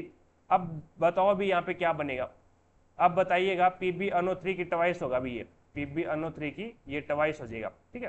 तो यहाँ पे लेड नाइट्रेट है और पोटेशियम है वो लेड से यानी शीशे से क्या है ज्यादा अभिक्रियाशील है, तो ये पोटेशियम नाइट्रेट बन जाएगा ये तो, ठीक है पोटेशियम नाइट्रेट। और जो Pb है ये क्या बना लेगा PbI यानी लेड आयोडाइड बन जाएगा। लेड आयोडाइड ये पीला अवक्षेप है, एक प्रकार से पीले रंग का अवक्षेप बनेगा ये, ठीक है, क्योंकि ये सॉलिड है भी, ये सॉलिड है तो ये क्या है एक प्रकार से अवक्षेप है, अवक्षेप है, ये तली के अंदर है वो जम जाएगा। तो यहाँ पे किसका उदाहरण है ये द्वितीय विस्थापन अभिक्रिया का उदाहरण है, ठीक है। आगे चलते हैं भी नेक्स्ट देखिएगा, दोनों और विस्थापन हुआ है भी, इसमें देख लो भी यहाँ पे इसका पोटेशियम का विस्थापन हो गया और यहाँ से इसका Pb यानी लेड का विस्थापन हो गया, ठीक है ना। तो ये दोनों और विस्थापन हुआ तो इसका मतलब क्या है द्वितीय विस्थापन है। आगे देखो भी इनमें से कौन सा पशु भारतीय रिजर्व बैंक के प्रतीक चिन्ह पर मौजूद है, तो ये आपका बाघ हो जाएगा। और एक पेड़ भी है भी, भारतीय प्रतीक चिन्ह में एक पेड़ भी है और वो पेड़ किसका है ये आपको कमेंट सेक्शन में कमेंट करके बताना है भी। एक तो मैंने बता दिया भी जो चिन्ह है वो उसके ऊपर बाघ है और एक पेड़ का निशान भी है, उस पेड़ के अंदर कौन सा पेड़ है ये आपको बताना है। भारतीय रिजर्व बैंक के प्रतीक में कौन सा पेड़ है ये आपको कमेंट सेक्शन में कमेंट करके बताना है, देखेंगे भी कितने का कमेंट आएगा। देखो भी 46 नंबर क्वेश्चन देखिएगा, साथ साथ में क्लास को लाइक करते रहिएगा। जिसने भी क्लास को लाइक नहीं किया है तो एक बार क्लास को लाइक ज़रूर कीजिएगा ताकि हमारा भी मोटिवेशन बना रहे। चैनल पर अगर आप नए हैं तो चैनल को सब्सक्राइब करें, पास में लगे बेल आइकन को जरूर दबाएं ताकि अपन जैसे ही नेक्स्ट वीडियो लेके आएँ तो उसका लाभ आपको जल्द से मिले भी, ठीक है। और बेल आइकन को दबाए रखें भी, नोटिफिकेशन आ जाएगा आपके पास में। ज़्यादा से ज़्यादा वीडियो को शेयर कीजिएगा ताकि सभी दोस्तों को क्लास का लाभ मिले भी। चलो स्टेटमेंट देखो क्या दे रखा है, कुछ जंजीरें चाकू है, कुछ जे से जंजीरें हैं वो CH से चाकू हो जाएगा, CH से चाकू हो जाएगा। और सभी चाकू है वो कैट है, सारे के सारे चाकू है वो किसके अंदर आ रहा है, CAT कैट, बिल्ली के अंदर आ रहा है। और सभी बिल्लियां हैं वो चूहे हैं, सारे के सारे जो रैट, ठीक है, चूहे हो गए रैट, सभी बिल्लियां चूहे हैं। अब देखो भी इसमें दे क्या रखा है, इसमें दे रखा है कुछ चूहे जंजीरें हैं, क्या कुछ चूहे हैं वो जंजीरें वाला काट रहा है, बिल्कुल सही बात है। अब यहाँ पे जंजीर वाला है वो डायग्राम काट रहा है रेट वाला। सभी चूहे चाकू नहीं हो सकते, सारे के सारे चूहे हैं वो चाकू नहीं हो सकते, सारे के सारे चाकू चूहे हो सकते हैं लेकिन सारे के सारे चूहे हैं वो चाकू नहीं हो सकते। तो यहाँ पे केवल निष्कर्ष पहला पालन कर रहा है। आगे देखो भी नेक्स्ट, आगे वाले क्वेश्चन नेक्स्ट, जब एथेनॉल क्या होता है, C2H5OH होता है, C2H5OH होता है।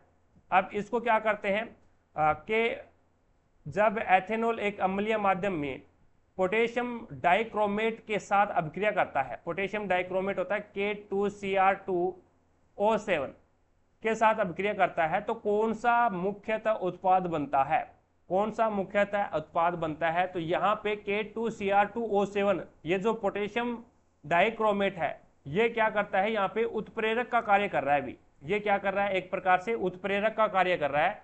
तो उत्प्रेरक का कार्य कर रहा है तो ये C2H5OH यानी जो एथेनॉल है वो वायुमंडल से क्या करेगा, ऑक्सीजन प्राप्त करेगा। वायुमंडल से ऑक्सीजन प्राप्त करके ये क्या बना लेगा, एसिटिक अम्ल बना लेगा, जिसे एथेनोइक अम्ल बोलते हैं, CH3COOH। ये आपका क्या होता है, एसिटिक अम्ल होता है। तो यहाँ पे आपका राइट आंसर क्या हो जाएगा, एक नंबर ऑप्शन आपका राइट आंसर होगा, जिसे अपन क्या बोलते हैं, एथेनोइक अम्ल बोलते हैं। चीजें समझ में आ गई। तो यहाँ पे K2Cr2O7 ये जो आपका पोटेशियम डाइक्रोमेट है ये क्या है, यहाँ पे उत्प्रेरक का कार्य कर रहा है एक प्रकार से, ठीक है। तो ये C2H5OH जो आपका एथेनॉल है ये वायुमंडल से ऑक्सीजन प्राप्त करेगा और क्या बना लेगा, एथेनोइक अम्ल यानी CH3COOH एसिटिक अम्ल बना लेगा। आगे देखो भी नेक्स्ट आपके सामने, और याद रखना एसिटिक अम्ल का क्वथनांक है वो सबसे ज्यादा होता है। भी एसिटिक अम्ल का जो क्वथनांक है, बॉइलिंग पॉइंट है, वो क्या है, सबसे ज्यादा होता है। आगे चलते हैं नेक्स्ट, देखिए 48 नंबर क्वेश्चन आपके सामने है। भारतीय इतिहास में सन 1756 में घटित काल कोठरी की घटना कहां पर हुई थी, तो ये कलकत्ता में हुई थी। 1756 में काल कोठरी की घटना हुई थी, तो ये घटना है वो कहां पे हुई थी, ब्लैक होल इंसिडेंट, तो ये आपका कलकत्ता के अंदर हुई थी। आगे देखो 49 नंबर क्वेश्चन आपके सामने है। अभी इसने बोला भी यदि निम्नलिखित में से प्रत्येक संख्या में 11 घटा दिया जाए तो प्रत्येक संख्या के अंकों को उल्टे क्रम में लिखा जाए तो इस प्रकार प्राप्त संख्या को आरोही क्रम में व्यवस्थित किया जाए तो कितनी संख्याओं की स्थिति है वो अपरिवर्तित रहेगी, ये आपको बताना है। पहले आपको 11 घटाना है, उसके बाद में उसको उल्टे क्रम में लिखना है, उसके बाद में उसको आरोही क्रम में सेट करना है और फिर देखना है भी कौन सी संख्या ऐसी है जिसका स्थान है वो अपरिवर्तित रहा है, ठीक है। तो पहले 11 घटा लो, इसमें 11 घटाओगे तो ये आ जाए आपके पास में 5 और ये 56 156 बन जाएगा। और उसके बाद में ये बनेगा आपके पास में 6 और 5 865 बनेगा। और ये आपके 5 5 और 6 बन जाएगा। और ये बनेगा 1 7 6 बनेगा। और ये 8 और उसके बाद में आपका बन जाएगा ये 8 और 6 और 2, ठीक है। अब इसको क्या करते हैं, उल्टे क्रम में लिखते हैं। तो ये हो जाएगा 6 5 1 5 6 8 6 5 5 और 6 7 1 और 2 6 8। अब इसको क्या करते हैं, आरोही क्रम में लिखते हैं।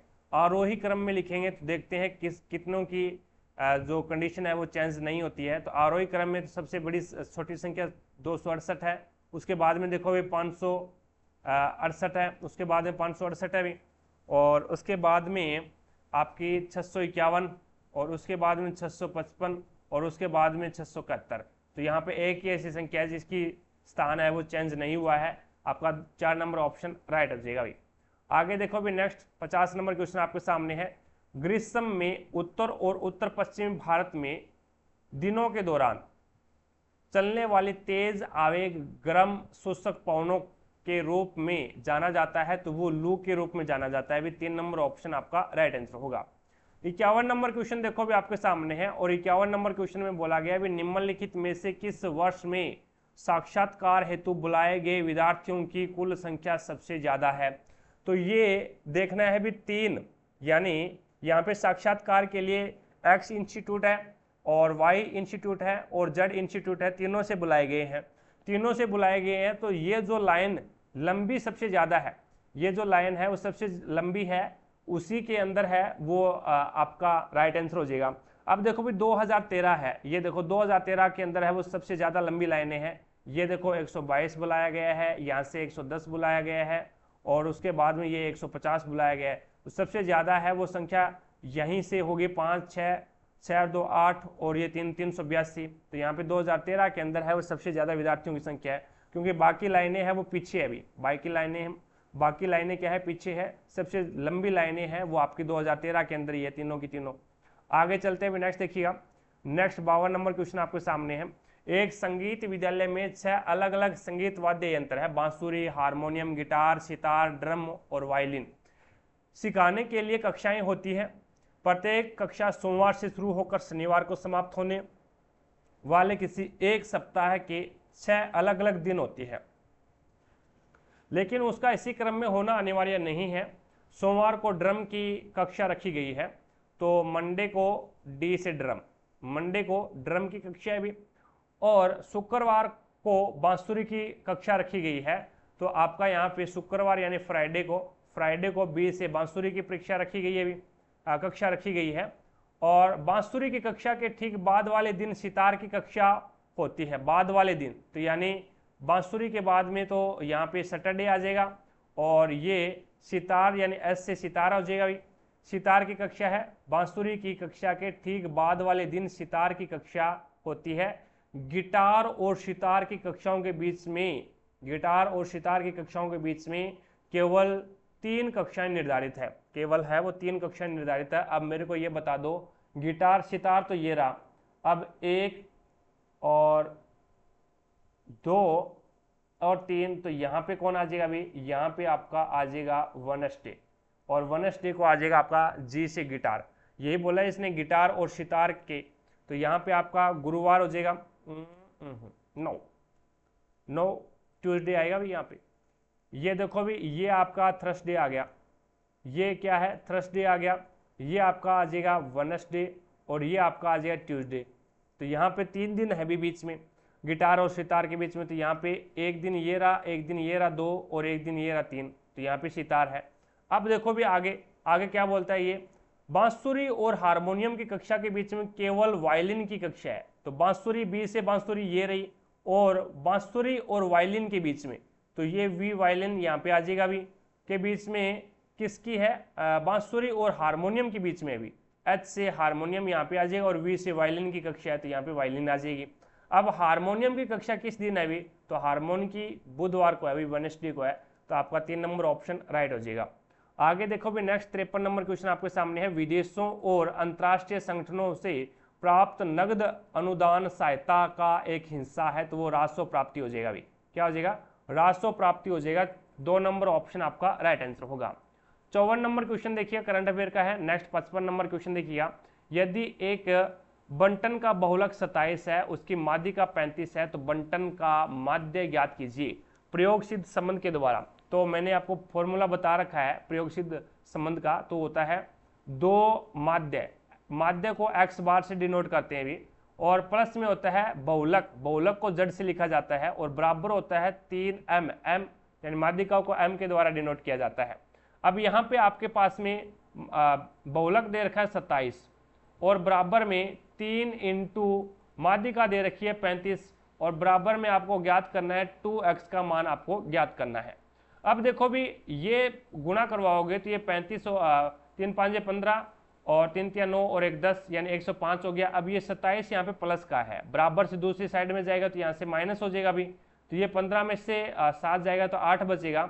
यहाँ पे 9 में से ये 78 बचेगा अभी, ठीक है। तो 2x बराबर कितना आ गया 78, तो x बराबर कितना आ जाएगा 78 में 2 का भाग दे दो तो ये कितना आ जाएगा 39 आ जाएगा। तो यहाँ पे माध्य आपका क्या आएगा, माध्य यहाँ पे आ गया 39, 2 नंबर ऑप्शन आपका राइट आंसर होगा। 56 नंबर क्वेश्चन देखिए, विद्युत मोटर एक ऐसा उपकरण होता है जो विद्युत ऊर्जा को यांत्रिक ऊर्जा के अंदर कन्वर्ट करता है। तो यहाँ पे आपका राइट आंसर क्या होगा, 3 नंबर ऑप्शन आपका राइट आंसर होगा। विद्युत ऊर्जा को यांत्रिक ऊर्जा के अंदर कन्वर्ट किया जाता है। आगे देखो भी 57 नंबर क्वेश्चन में आपको स्टेटमेंट देना है, स्टेटमेंट देखना है और स्टेटमेंट के आधार पर आपको बताना है कौन सा पालन करता है, कौन सा निष्कर्ष है वो पालन कर रहा है, ये आपको बताना है। तो यहाँ पे देखो भी मेरे को बताओ क्या B है वो D से छोटा है या फिर B से D बड़ा है क्या। B ये रहा, B से L बड़ा है और L से U बड़ा है, L U और A दोनों बराबर हैं और D से A छोटा है, D से A बड़ा है, तो ये नहीं हो सकता, नहीं बता सकते भी। यहाँ पे D है वो B से बड़ा है। अब देखो भी अगर यहाँ से B है ये रहा और B से क्या A बड़ा है क्या, B से A बड़ा है क्या, तो ये रहा B बड़ा या फिर बराबर, तो B से बड़ा या फिर बराबर L है और L से बड़ा या बराबर क्या है U है और U और A दोनों बराबर है। तो ये अपन बोल सकते हैं भी B से बड़ा भी हो सकता है और बराबर भी हो सकता है A। तो यहाँ पे केवल निष्कर्ष सेकंड पालन कर रहा है। आगे देखो भी नेक्स्ट आपके सामने है अगला क्वेश्चन। 1970 के दशक में चिपको आंदोलन शुरू करने वाली महिलाएं निम्न में से किसकी रक्षा करना चाहती है। तो वो एक अक्षय संसाधन की, अक्षय संसाधन कौन सा होता है जिसे अपन प्राप्त कर सकते हैं, जिसे अपन दोबारा से प्राप्त कर सकते हैं। जैसे पेड़ पौधे हैं वो क्या दोबारा से प्राप्त हो सकते हैं, जैसे लकड़ियां हैं उस लकड़ियों को वापस से अपन क्या कर दें जमीन के अंदर उनकी बुआई कर दें तो अपन को क्या है वापस क्या प्राप्त हो सकता है, पेड़ पौधे हैं वो वापस प्राप्त हो जाएंगे। तो यहाँ पे वो क्या है एक अक्षय संसाधन है, ठीक है। तो यहाँ पे कोयला है और आपका पेट्रोल है, ये क्या है अक्षय संसाधन थोड़ी ना ये, ठीक है। तो यहाँ पे आपका 2 नंबर ऑप्शन राइट हो जाएगा। भी आगे चलते हैं नेक्स्ट देखिएगा 59 नंबर क्वेश्चन आपके सामने है। यहाँ पे 3 का और यहाँ पे अंतर पाएगा आपको 6 का, और यहाँ पे देखो भी कितने का अंतर है 9 का, और यहाँ पे आपका हो जाएगा 12 का अंतर, और यहाँ पे फिर कितने का हो जाएगा अभी 15 का अंतर। तो 43 में 15 जोड़ दो तो ये हो जाएगा 58। तो आपका राइट आंसर क्या होगा 1 नंबर ऑप्शन।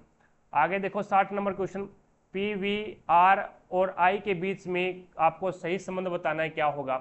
तो PV R I के बीच में सही संबंध क्या होता है, P का फॉर्मूला क्या होता है, P का फॉर्मूला होता है VI, एक तो ये होता है VI, एक P का फॉर्मूला होता है V² अपॉन में R, ठीक है। और दूसरा P का फॉर्मूला P बराबर होता है क्या, P का मान, P का मतलब होता है शक्ति, शक्ति का फॉर्मूला होता है V यानी वोल्टेज, I यानी धारा एम्पियर, V यानी वोल्टेज और R यहाँ पे है प्रतिरोध, ठीक है। दूसरा फॉर्मूला, तीसरा फॉर्मूला बनता है इसका I² R।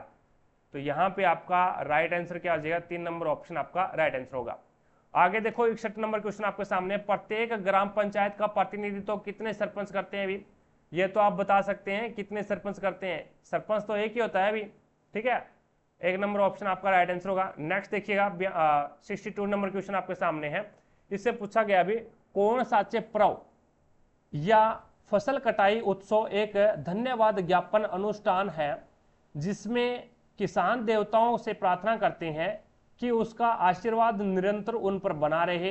इनमें से किस राज्य में मनाया जाता है। तो कोण साचे पर्व या फिर फसल कटाई उत्सव है, ये गोवा में मनाया जाता है। कहां पे मनाया जाता है, गोवा में मनाया जाता है। 2 नंबर ऑप्शन आपका राइट आंसर होगा। आगे देखो भी नेक्स्ट 63 नंबर क्वेश्चन है। ये एक इमेजिंग क्वेश्चन है। अगर आप थोड़ा सा दिमाग लगाओगे तो ये क्वेश्चन सोल्व हो जाएगा, कोई दिक्कत ही नहीं है आपको। यहाँ पे देखो भी आवर्त सारणी में टेल्यूरियम यानी परमाणु क्रमांक कितना है 52 है, परमाणु क्रमांक वाले तत्वों से घिरा हुआ होता है। तो कौन से परमाणु क्रमांक वाले तत्वों से घिरा हुआ है। अब आप ऊपर से नीचे की ओर जाते हैं आवर्त सारणी में, तो उसमें होता है पहले ग्रुप के अंदर पहले आवर्त के अंदर 2 तत्व होते हैं, दूसरे आवर्त के अंदर 8 तत्व होते हैं, तीसरे आवर्त के अंदर फिर 8 तत्व होते हैं, चौथे आवर्त में 18 तत्व होते हैं और 5वें आवर्त में 18 तत्व होते हैं और उसके बाद में छठे आवर्त में 32 तत्व होते हैं और सातवें आवर्त में 32 तत्व होते हैं। इस प्रकार से जाना पड़ता है आपको। अब यहाँ पे देखो भी आप ऑप्शन के हिसाब से कर सकते हैं। और एक दूसरा तरीका ये है भी, ये देखो 52 है, 52 से पहले क्या आएगा, 52 से पहले 51 आएगा, और 52 के बाद में क्या आएगा, 53 आएगा। तो इसमें देख लो भी कौन सा ऑप्शन है, यानी 52 से पहले तो 51 आएगा। अभी आवर्त में इसी प्रकार से चला जाता है अभी यहाँ से, यानी 51, 52, 53 इस प्रकार से चलेगा, फिर वापस यहाँ से इस प्रकार से सेट हो जाएगा। अब देखो भी 51, 52 और 53, 51, 52 और 53, तो यहाँ पे ये हो जाएगा आपका राइट आंसर। यहाँ पे 51 है और ये फिर भी 53 है, तो यहाँ पे आपका 2 नंबर ऑप्शन है वो आपका राइट आंसर हो जाएगा। 51 से सीधा 54 थोड़ी ना हो जाएगा, 51 से पहले 52 आएगा और फिर 50 थोड़ी ना आ जाएगा, 51 आएगा, अभी ये भी नहीं हो सकता। और ये देखो भी 53 है, तो 53 से चारों ओर से घिरा होने का मतलब है भी इसके ऊपर भी क्या आएगा, इसके ऊपर 34 आएगा, और इसके ऊपर नीचे क्या आ जाएगा, तो इसके नीचे क्या आ रहा है, इसके नीचे आ जाएगा 84 आपका, इसके नीचे क्या आ जाएगा, 84 आ जाएगा। तो ये देखो भी चारों ओर से घिरा हुआ है, ये बोल रहा है अभी ये। ठीक है, अभी आवर्त सारणी में जो आपका टेल्यूरियम है, परमाणु क्रमांक 52 है, ये किन तत्वों से घिरा हुआ है। अब आप ज्ञात करोगे यहाँ पे भी, इन दोनों के बीच में आप ज्ञात कर सकते हैं, जैसे कि 34 और 52 के बीच में इस प्रकार से, अगर 34 यहाँ पे है, अगर ये मान लो 34 यहाँ पे है, तो 34 और 52 के बीच में गैप देख लो भी कितने का है। 34 और 52 के बीच में गैप देखोगे आप, तो आपके पास में यहाँ से 12, 12 में से 4 जाएगा तो 8, और ये 18 का गैप आ रहा है, यानी यहाँ पे कितने का गैप है, 18 का गैप है। 18 का गैप है, तो ये देखो भी इसके बाद में या तो फिर 18 का गैप आएगा और या फिर 32 का गैप आएगा। तो 18 का गैप करोगे, 52 और 18, 52 और 18 का गैप करोगे तो 8 और 2 10, 1 5 6 और 17 आ रहा है। तो यहाँ पे 70 तो किसी में ही नहीं आ रहा, तो इसका मतलब क्या है, 18, यहाँ पे 18 काउंट नहीं कर रहा है, ये यहाँ पे ओनली फॉर 32, यानी यहाँ पे 32 काउंट कर रहा है, यानी 18 तो ये आ गया, 18 तो यहाँ पे ये काउंट हो गया। और उसके बाद में नीचे जाएंगे छठे, ये कौन से आवर्त में है ये बता दो मेरे को, ये कौन से आवर्त के अंदर है, तो ये आवर्त नंबर 5 के अंदर है, ये 4 के अंदर है। ठीक है, और 6 नंबर आवर्त में जाएंगे तो अपन 32 जोड़ेंगे इसमें, तो 52 में 32 जोड़ोगे तो 84 आ जाएगा आपका। तो यहाँ पे आपका 1 नंबर ऑप्शन आपका राइट आंसर होगा। आगे देखो भी, नेक्स्ट आपके सामने है 64 नंबर क्वेश्चन। इसमें बोला गया भी ब्याज की गणना वार्षिक चक्रवर्ती ब्याज के आधार पर 10% वार्षिक ब्याज दर पर 1000 रुपए की राशि पर 3 वर्ष का देय कुल मिश्र धन कितना होगा, ये आपको बताना है। तो 10% को फ्रैक्शन में चेंज करोगे तो 1/10 आ जाएगा, कोई दिक्कत नहीं है, इट्स ओके। 1000 रुपए की राशि है पहले साल के लिए, दूसरे साल के लिए और तीसरे साल के लिए। अब ये इसका 1/10 निकालोगे आप तो कितना हो जाएगा, 100, तो 100 ही यहाँ पे आएगा और 100 भी यहाँ पे आएगा। अब देखो भी, अगर हम दूसरे साल पे जाते हैं तो पहले साल के ब्याज के ऊपर भी ब्याज लगता है, तो यहाँ पे कितना आ जाएगा, 10 आ जाएगा, क्योंकि 1/10 लगेगा। अब अपन तीसरे साल पे जाएंगे तो दूसरे साल के ब्याज के ऊपर भी ब्याज लगेगा, तो ये 10 आ जाएगा, और पहले साल के ब्याज के ऊपर भी ब्याज लगेगा, तो ये 10 आ जाएगा। अब दूसरे साल का जो ब्याज है उसके ऊपर भी ब्याज लगेगा, तो ये कितना आ जाएगा, 1 आ जाएगा, क्योंकि प्रत्येक का 1/10 निकला है, प्रत्येक का 1/10 निकल रहा है। तो यहाँ पे देखो भी टोटल ब्याज कितना हो गया, 100, 200 और 300, और 10, 20 और 30, तो 331 आ जाएगा। अब टोटल मिश्र धन पूछा है, तो 1000 में 331 जोड़ोगे तो 1331 आ जाएगा। टोटल कितना आ जाएगा, 1331, 1 नंबर ऑप्शन आपका राइट आंसर हो जाएगा। 65 नंबर क्वेश्चन देखो भी, 6 दोस्त हैं, A B C D E और एफ में से प्रत्येक की लंबाई अलग अलग है। ए केवल 2 अन्य दोस्तों से लंबा है, ए केवल 2 अन्य दोस्तों से लंबा है, तो यहाँ पे ए आ जाएगा 3 नंबर पे। सी केवल एक दोस्त से छोटा है, तो इसका मतलब सी से ऊपर एक ही दोस्त है, सी एक दोस्त से छोटा है, तो इसका मतलब क्या है, सी है वो एक ही दोस्त से छोटा है, सी के ऊपर एक ही दोस्त आएगा। ई ए से छोटा है, ई है ना, वो ए से तो छोटा है, तो ये लो ए से छोटा हो गया अभी ई, लेकिन बी से लंबा है, तो यहाँ पे बी आ जाएगा। अभी ई है वो ए से तो छोटा है, बी से लंबा है, कहने का मतलब बी नीचे नीचे आ जाएगा। तो एफ डी से छोटा है, एफ है ना वो डी से छोटा है, डी से छोटा है, तो यहाँ पे एफ डी से छोटा है, तो इसका मतलब क्या है, एफ यहाँ पे आ जाएगा और डी फिर यहाँ पे आ जाएगा, भी डी से छोटा है। तो सभी दोस्तों में सबसे लंबा कौन है, तो आपका डी हो जाएगा, 1 नंबर ऑप्शन आपका राइट आंसर होगा। आगे देखो भी, नेक्स्ट 66 नंबर क्वेश्चन आपके सामने है। यदि पहला घटक एक संख्या है, पहला घटक क्या है, एक संख्या है, ठीक है, अंतिम घटक एक प्रतीक है, बिल्कुल सही है, नियम शर्त लागू हो रही है, दोनों कूटों को आपस में बदलना है। भी दूसरी कंडीशन देखो भी, शर्त यदि पहला घटक एक सम है, गलत। तीसरी कंडीशन यदि दूसरे और तीसरे दोनों पूर्ण वर्ग है, गलत। तो यहाँ पे पहली कंडीशन लागू कर दो। पहली कंडीशन लागू करोगे तो प्रतिशत का आर लिखेगा और बराबर को वी लिखेगा, 7 को ए लिखेगा और यहाँ पे 4 को एम लिखेगा और 3 को क्या लिखेगा, अब 3 का कोड आएगा वाई, तो यहाँ पे आ जाएगा R V A M Y. तो 4 नंबर ऑप्शन आपका राइट आंसर होगा। 67 नंबर क्वेश्चन है वो आपका करंट अफेयर का है भी। आगे चलते हैं, नेक्स्ट देखिएगा 68 नंबर क्वेश्चन है, ये भी आपका करंट अफेयर का है। नेक्स्ट देखिएगा 69 नंबर क्वेश्चन। इसमें आपको फिल इन द ब्लैंक, यहाँ पे प्रश्नवाचक चिन्ह के स्थान पे बताना है क्या आएगा। 13 और 13 में 17 में कितने जोड़ दिए, 17 में मैंने 6 जोड़ दिए तो 23 आ गया। और 23 में मैंने कितने जोड़ दिए, 4 जोड़ दिए। और 27 में मैंने कितने जोड़ दिए, तो 2 जोड़ दिए भी, यानी 6 4 2 और अब कितना जोड़ेगा तो 0 जोड़ेगा, तो यहाँ पे आ जाएगा 29। तो ये आपका राइट आंसर क्या आ जाएगा, 4 नंबर ऑप्शन आपका राइट आंसर होगा। एक सम संख्या में चल रहा है अभी, प्रत्येक के अंदर 2-2 का गैप है, तो यहाँ पे पहले 6 जोड़ा, फिर 4 जोड़ा, फिर 2 जोड़ा, अब 0 जोड़ेगा। आगे देखो भी, नेक्स्ट आपके सामने है 70 नंबर क्वेश्चन। इसमें त्रिभुज के बहिष्कोणों के माप का योग कितना होगा ये आपको बताना है। तो एक त्रिभुज बना लेता हूं मैं, एक आसान सा क्वेश्चन है भी, इजी तरीके से आप कर पाओगे इसको। ये लीजिएगा एक इस प्रकार से,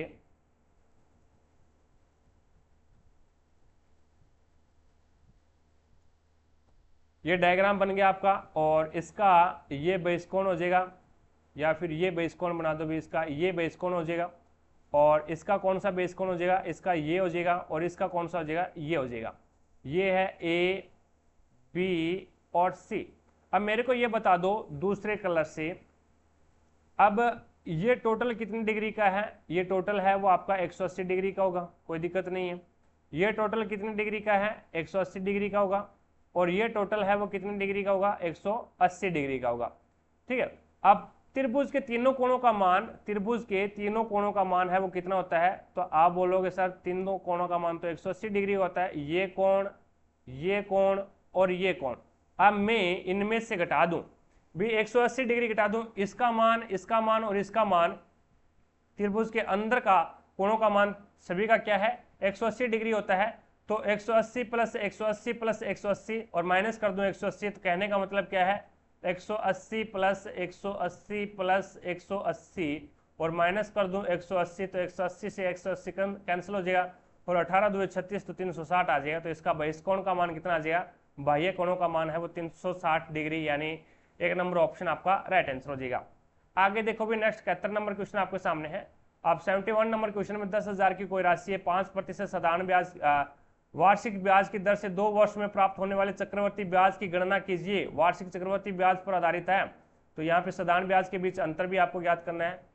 चक्रवर्ती ब्याज और साधारण ब्याज के बीच अंतर ज्ञात करना है। देखो 10,000 रुपए की कोई राशि है, फ्रैक्शन में चेंज करो पहले तो रेट को फ्रैक्शन में चेंज करोगे तो 5/100 और ये आपको क्या लिख सकते हैं, 1/20 लिख सकते हैं। तो ये पहले साल के लिए और ये दूसरे साल के लिए कितना लगेगा, 1/20 लगेगा। तो इसको 0 से 0 कैंसिल कर देंगे, तो ये आपके पास में आ जाएगा 1000 का आधा 500 और ये कितना आ जाएगा 500। अब जो पहली लाइन में आता है वो क्या आता है, साधारण ब्याज आता है। तो ये क्या है, 2 सालों का साधारण ब्याज आ गया। अब दूसरे साल पे जब अपन चक्रवर्ती ब्याज ज्ञात करेंगे तो ब्याज के ऊपर भी ब्याज लगता है, तो कहने का मतलब कितना लगेगा, यहाँ पे 20 लगेगा। तो 0 से 0 और ये कितना आ जाएगा 25। तो यहाँ पे आपका राइट आंसर क्या आ जाएगा 25। जो दूसरी लाइन में आता है वो हमेशा क्या आता है, अंतर आता है। तो यहाँ पे आपका 3 नंबर ऑप्शन है वो आपका राइट आंसर होगा। अगला क्वेश्चन देखो भी, नेक्स्ट 72 नंबर क्वेश्चन आपके सामने है। 72 नंबर क्वेश्चन में है, ऐच्छिक पेशियों के संबंध में निम्न में से कौन सा कथन है, वो स्टेटमेंट कौन सा गलत है, ये आपको बताना है। तो कोशिकाएं लंबी, बेलनाकार, असाखित और अकेंद्रिकी होती है, ये स्टेटमेंट है वो आपका ऐच्छिक पेशियों के संबंध में गलत हो जाएगा। बाकी इसमें देखो भी, इन पेशियों को कंकाल पेशियां भी कहते हैं, जो आपकी ऐच्छिक पेशियां होती है इसे अपन कंकाल पेशियां भी बोलते हैं, बिल्कुल सही है। ये ज़्यादातर अस्थियों से जुड़ी होती है भी, ये भी सही है। और इन मांसपेशियों में क्रमवार हल्की और गहरी पट्टियां भी दिखाई देती है, ये भी सही है। लेकिन कोशिकाएं लंबी, बेलनाकार, असाकित और एक केंद्र की होती है, ये गलत हो जाएगा ऐच्छिक पेशियों के बारे में। आगे देखो भाई, next 73 number question 73 number question आपके सामने है। अब इसमें ये तो आप आसानी से कर सकते हैं, 984 का आपको स्क्वायर करना है और फिर 16 का स्क्वायर करके आपको उसमें से घटाना है भी, ठीक है। 984 का आपको स्क्वायर करना है तो ये आपके पास में हो जाएगा 968 और 256 हो जाएगा। अब इसमें से आपको 256 आपको माइनस करना है, क्योंकि 16 का स्क्वायर 256 होता है भी, 0 0 0 और ये 8 और 968, तो ये हो जाएगा इकाई, दहाई, सैकड़ा, हजार, 10,000, लाख, यानी 9,68,000 आपका यहाँ पे राइट आंसर होगा 2 नंबर ऑप्शन। आगे देखो भी नेक्स्ट 74 नंबर क्वेश्चन आपके सामने है। इनमें से किस पंचवर्षीय योजना में गरीबी हटाना और आत्मनिर्भर प्राप्त करना मुख्य उद्देश्य था? तो ये 5वीं पंचवर्षीय योजना के अंदर है, वो गरीबी को हटाना और आत्मनिर्भरता प्राप्त करना मुख्य उद्देश्य था 5वीं पंचवर्षीय योजना का। तो यहाँ पे 1 नंबर ऑप्शन आपका राइट आंसर होगा। नेक्स्ट 75 नंबर क्वेश्चन देखिएगा। बैंगनी, हरे, नारंगी और पीले रंगों में से किस रंग का अपवर्तनांक है वो सबसे कम होगा? अभी जस्ट मैं बता के आया हूँ भी, जिसका तरंग दैर्ध्य ज्यादा होगा उसका अपवर्तनांक कम होगा, जैसे विबग्योर, VIB GYOR, ये विबग्योर होता है भी, ठीक है। तो यहाँ पे दे क्या रखा है, हरा, यानी वोयलेट, वोयलेट का मतलब होता है बैंगनी, तो बैंगनी का अपवर्तनांक है वो सबसे कम होगा। सबसे कम किसका होगा ये आपको बताना है। तो तरंग दैर्ध्य सबसे कम है वो बैंगनी का होता है, तो यहाँ पे वोयलेट, वोयलेट यानी बैंगनी, बैंगनी का सबसे ज्यादा अपवर्तनांक होगा। इंडिगो का भी सबसे ज्यादा होगा, और यहाँ पे ब्लू का भी सबसे ज्यादा होगा, ग्रीन का भी सबसे ज्यादा होगा। यानी कहने का मतलब क्या है, ऑरेंज, ऑरेंज यानी नारंगी होता है भी, ऑरेंज का मतलब क्या होता है, नारंगी होता है।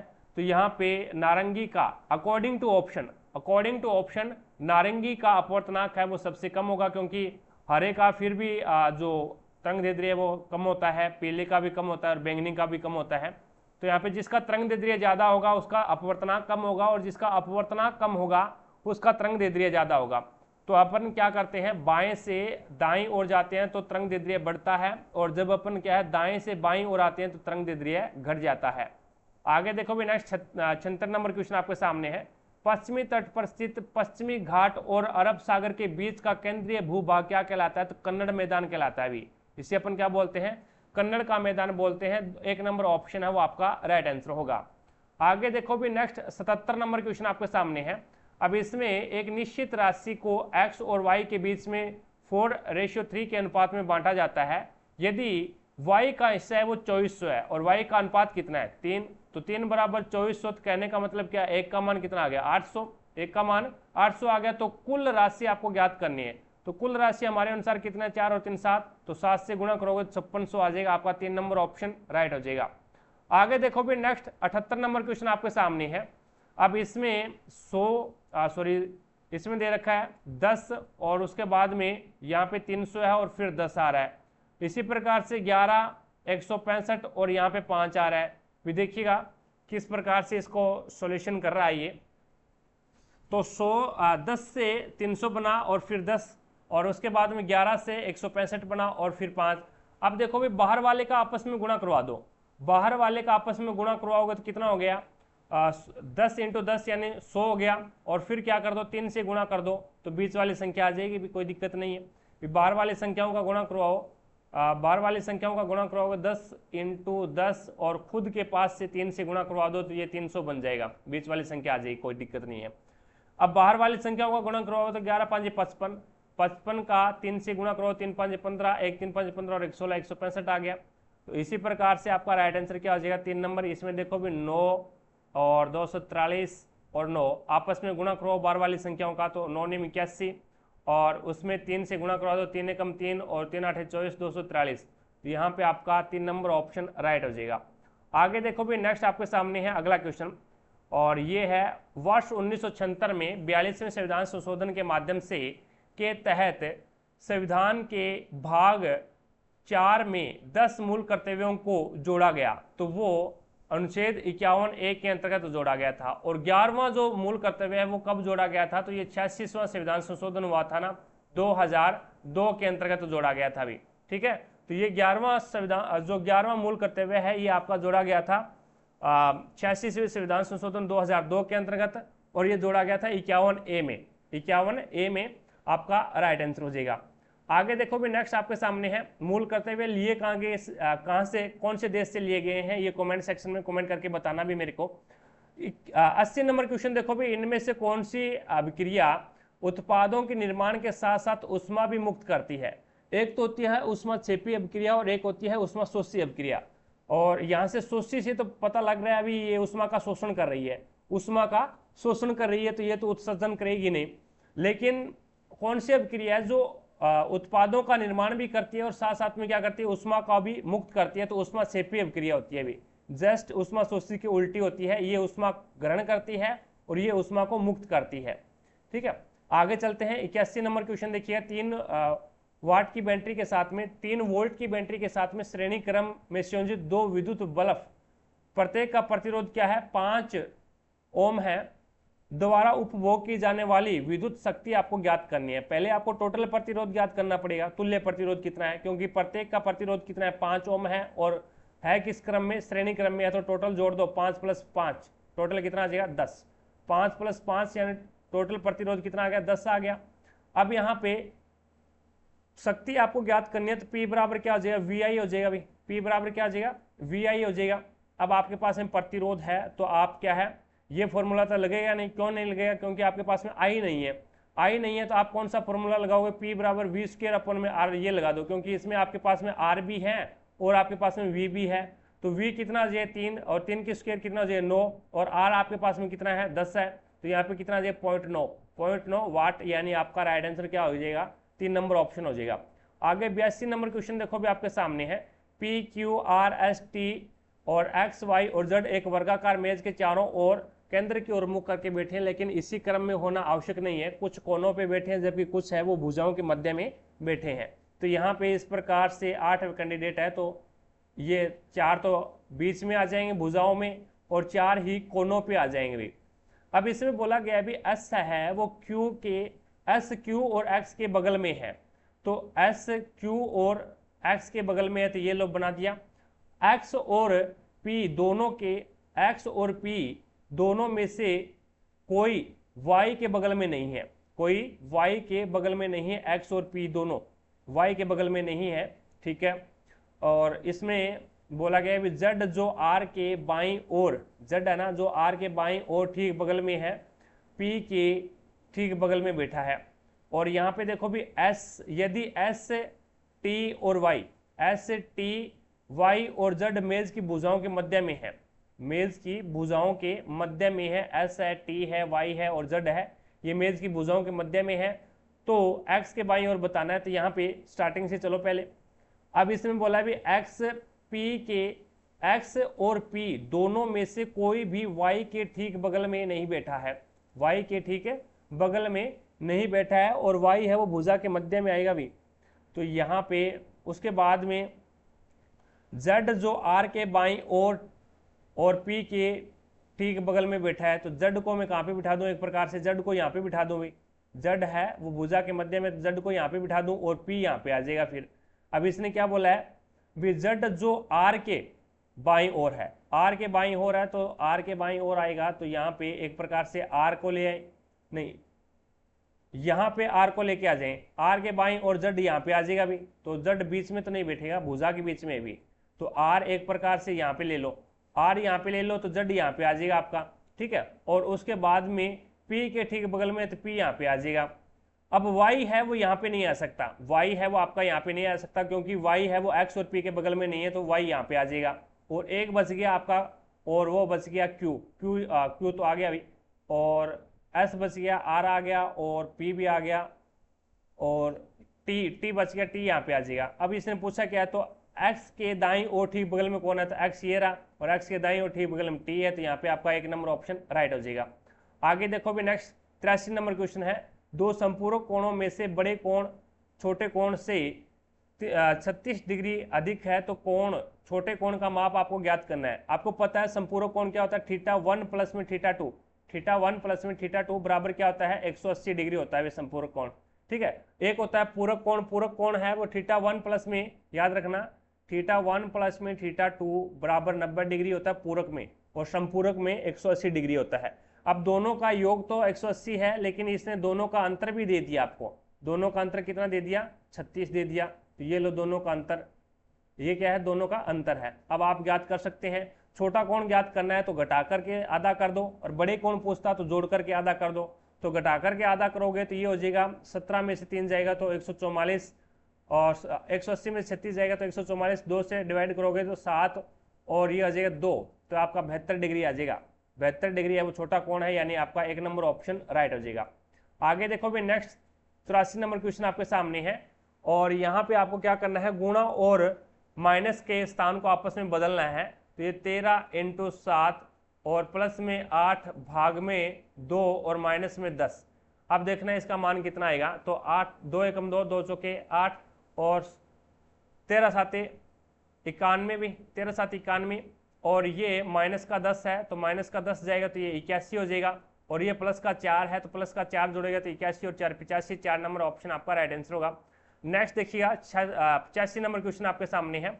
अब ये बढ़िया क्वेश्चन है, निम्न में से कौन सी गर्भ निरोधक विधि अवांछित, निम्न में से कौन सी गर्भ निरोधक विधि अवांछित गर्भधारण और एसटीडी यानी सेक्सुअल ट्रांसमिटेड डिजीज दोनों को नियंत्रित करने के लिए उपयोगी होती है, ये आपको बताना है।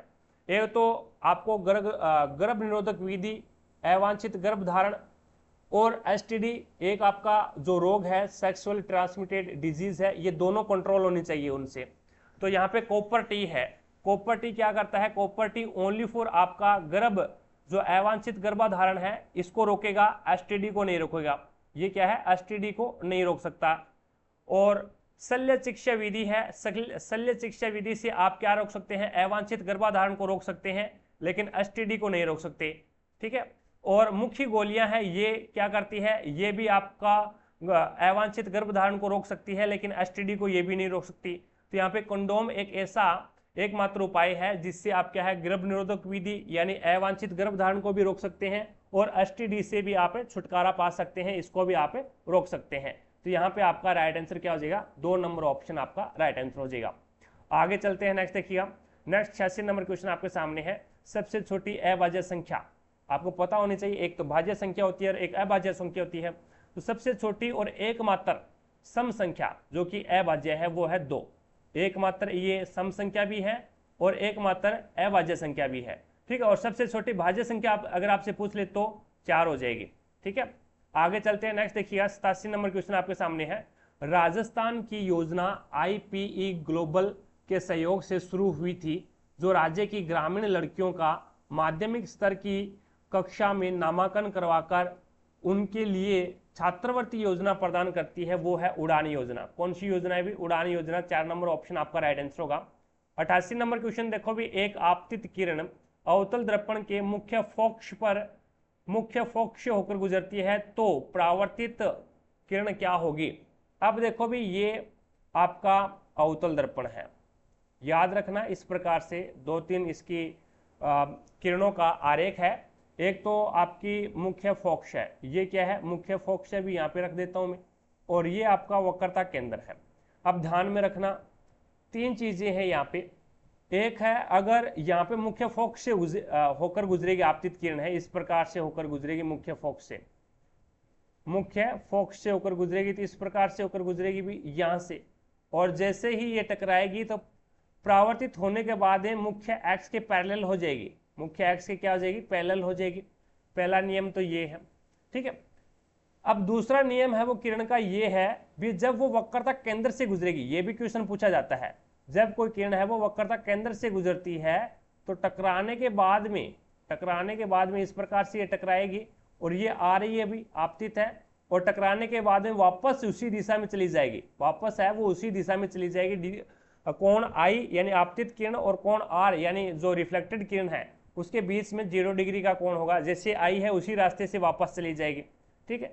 और अगली जो एक कंडीशन और बनती है यहाँ पे, वो बनती है ये देखो, एक ये कंडीशन है वो इस प्रकार से आ जाएगी, जितने कोण पर यहाँ पे वक्रता केंद्र पे जितने कोण से ये आपके मुख्य जो प्रकाशिक केंद्र है वो है, या फिर ये बोले भी ध्रुव पे आ रही है, उतने ही एंगल से ये क्या है वापस इस प्रकार से रिफ्लेक्टेड होकर चली जाएगी। तो जितना एंगल यहाँ पे बना है उतना ही एंगल है वो यहाँ पे बनेगा। तो ये चीजें होती है। तो यहाँ पे आपतित किरण है वो अवतल दर्पण के फोकस से होकर गुजरती है, तो परावर्तित किरण है वो क्या हो जाएगी, पैरेलल हो जाएगी मुख्य एक्स के, तो यहाँ पे मुख्य एक्स के समांतर हो जाती है, तो 3 नंबर ऑप्शन आपका राइट आंसर हो जाएगा। आगे चलता हूँ, नेक्स्ट देखिएगा अगला क्वेश्चन।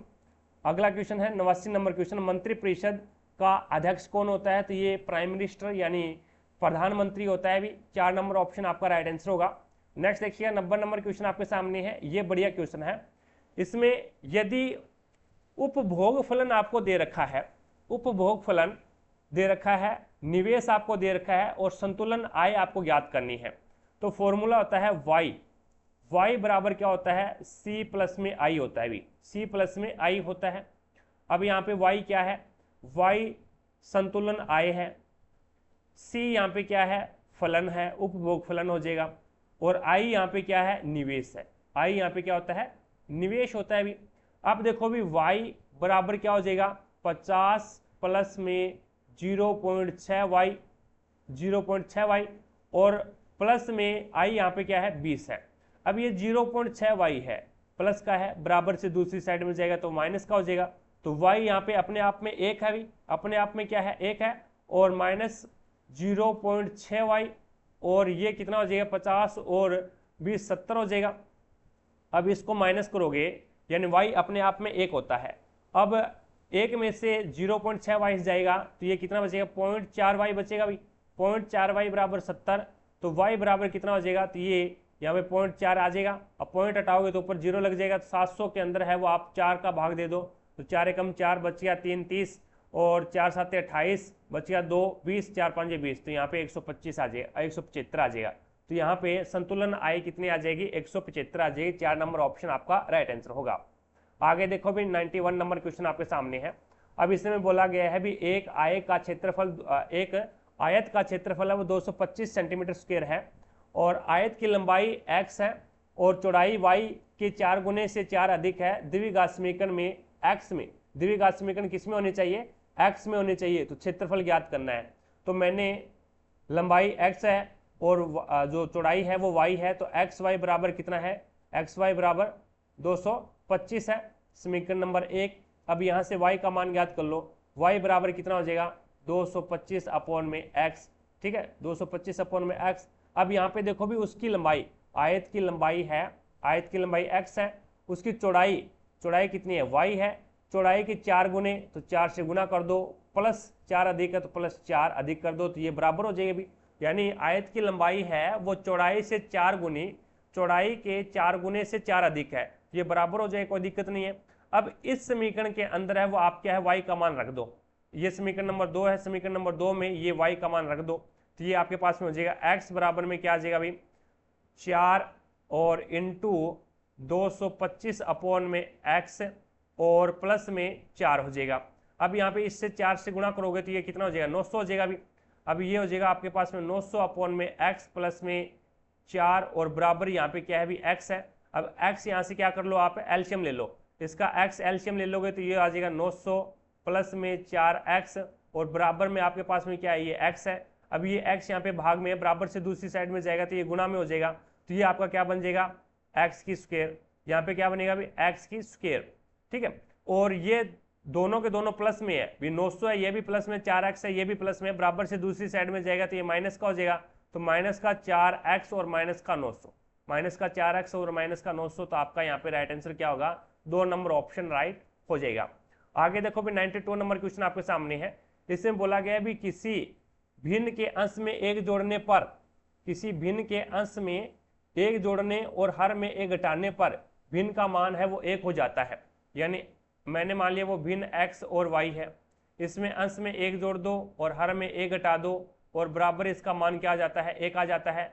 और उसी भिन्न के हर में 1 जोड़ने पर और अंश को अपरिवर्तित रखने पर मान है वो 2/3 हो जाता है। वही भिन्न आपके पास में एक्स वाई और इसमें -1 कर दो, हर में 1 जोड़ने पर हर में 1 जोड़ा जाता है, लेकिन आपका x है उसमें कोई भी परिवर्तित नहीं किया जाता और बराबर ये क्या आ जाती है 2/3 के रूप में हो जाती है। अब इसका मान ज्ञात करोगे आप तो वज्र गुणा करवा दो, तो ये हो जाएगा x प्लस में 1 बराबर में y माइनस में 1।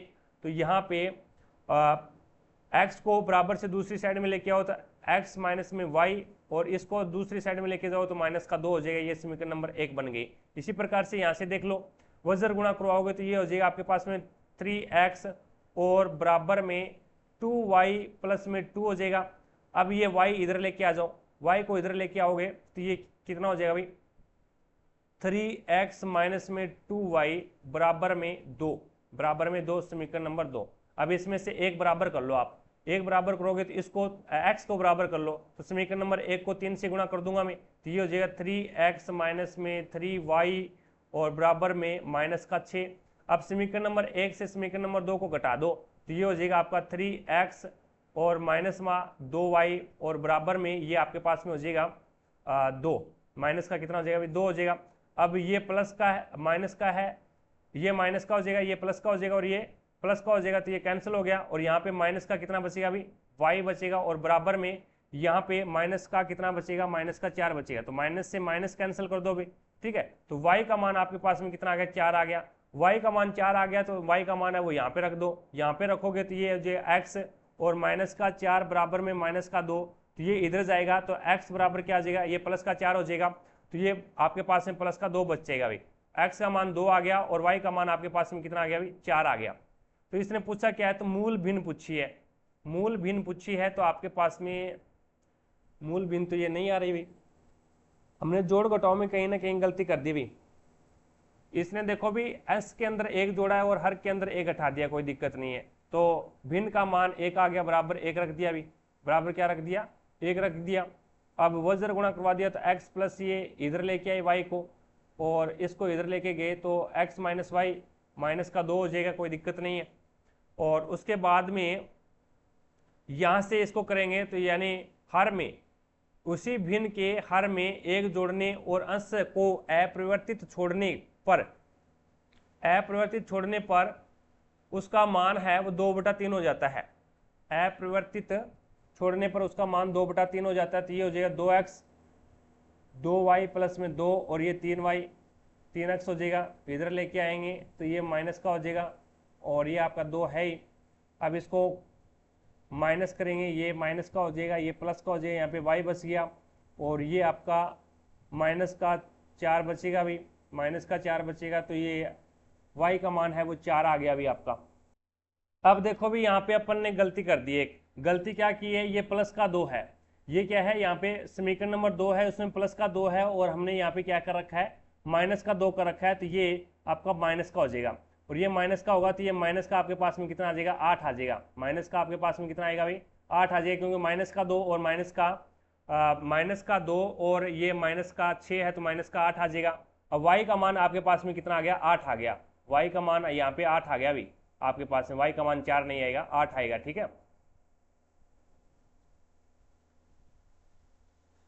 ये माइनस का था तो माइनस से माइनस कैंसिल हो गया और उसके बाद में अब ये y का मान है वो समीकरण नंबर 1 इसमें रख दो, इसमें रखोगे तो ये हो जाएगा x माइनस का 8 बराबर में माइनस का 2, तो ये x बराबर में ये माइनस का 8 इधर जाएगा तो प्लस का हो जाएगा भी, प्लस का होगा तो ये आपके पास में x का मान कितना आ जाएगा, 6 आ जाएगा भी, क्योंकि ये प्लस का हो जाएगा तो माइनस का 2 और प्लस का 8 तो प्लस का 6 बचेगा, तो x का मान 6 आ गया और y का मान 8 आ गया। तो यहाँ पे वो हमने भिन्न क्या माने थे, x अपन में y मानी थी, 6 अपन में 8 आ जाएगा, तो यानी 4 नंबर ऑप्शन आपका राइट आंसर होगा। आगे देखो भी नेक्स्ट आपके सामने है अगला क्वेश्चन, 93 नंबर क्वेश्चन है, इनमें से कौन से आबंध हाइड्रोकार्बन के कार्बन कार्बन परमाणुओं के बीच में बने होते हैं, तो वो सहसंयोजी आबंध होते हैं भी। इनमें से कौन से हाइड्रोकार्बन के कार्बन कार्बन परमाणुओं के बीच में कौन से बंध पाए जाते हैं, तो कार्बन कार्बन परमाणुओं के बीच में सहसंयोजी आबंध होते हैं, सहसंयोजी आबंध होते हैं, 4 नंबर ऑप्शन आपका राइट आंसर हो जाएगा। 94 नंबर क्वेश्चन देखिएगा, 93 की स्क्वायर आपको ज्ञात करनी है, तो 93 की स्क्वायर तो आप ज्ञात कर सकते हैं, 86 49 हो जाएगा, ठीक है, 93 × 93। आगे देखो भी नेक्स्ट 95 नंबर क्वेश्चन आपके सामने है। अब इसमें पहले तो इसको सोल्व कर लो नीचे वाले को, ठीक है, उसके बाद में आगे वाले को छेड़ेंगे। तो यहाँ पे 1 और इसका एलसीएम कितना आ रहा है अभी, 35 इसका एलसीएम आ रहा है, तो यहाँ पे 5 7 35 5 7 35 7 चौके 28 प्लस में 7 5 35 5 3 15 और आगे भाग का निशान है और ये 8/35 है, कोई दिक्कत नहीं है। अब इसको जोड़ो भाई, 28 और 15 कितने होते हैं अभी, 8 और 5 13 और 3 और 1 4, तो ये आ जाएगा आपके पास में 43 43 अपॉन में 35 43 अपॉन में 35 और ये ऊपर चला जाएगा अभी 35 तो ऊपर चला जाएगा आपका 35 तो ऊपर चला जाएगा। ये इस प्रकार से 1/43 अपॉन में 35 और ये 43 होते हैं क्या, 8 और 5 13, 1 2 3 और 1 4, ठीक है 43 होते हैं। और यहाँ पे है आपका 8 अपॉन में 35। अब ये चेंज होगा तो इसका मतलब क्या हो जाएगा, ये 35 है वो ऊपर चला जाएगा, 43 नीचे रह जाएगा, तो ये हो जाएगा आपका 35 अपॉन में 43। और ये भाग का निशान है तो ये आगे वाली गुणा का निशान लगेगा, तो ये आगे वाली संख्या भी पलट जाएगी, तो ये हो जाएगा इस प्रकार से। अब 35 का गुणा करवा दो और आपका 43 और 8 का गुणा करवा दो, तो 35 या कितने होते हैं, 35 की स्क्वायर 225 होती है भी, ठीक है 35 इंटू 35 225 होते हैं। और 43 में 8 का गुणा करवाओ, 8 या 24 2, और ये आपका 8 चौका 32 32 33 34, तो ये आ जाएगा 344 हो जाएगा। अब ये 1225 में 344 का भाग दोगे तो आपके पास में 1225 में 344 का भाग दोगे 3 से ही 193/344 आ जाएगा। 4 नंबर ऑप्शन आपका राइट आंसर होगा।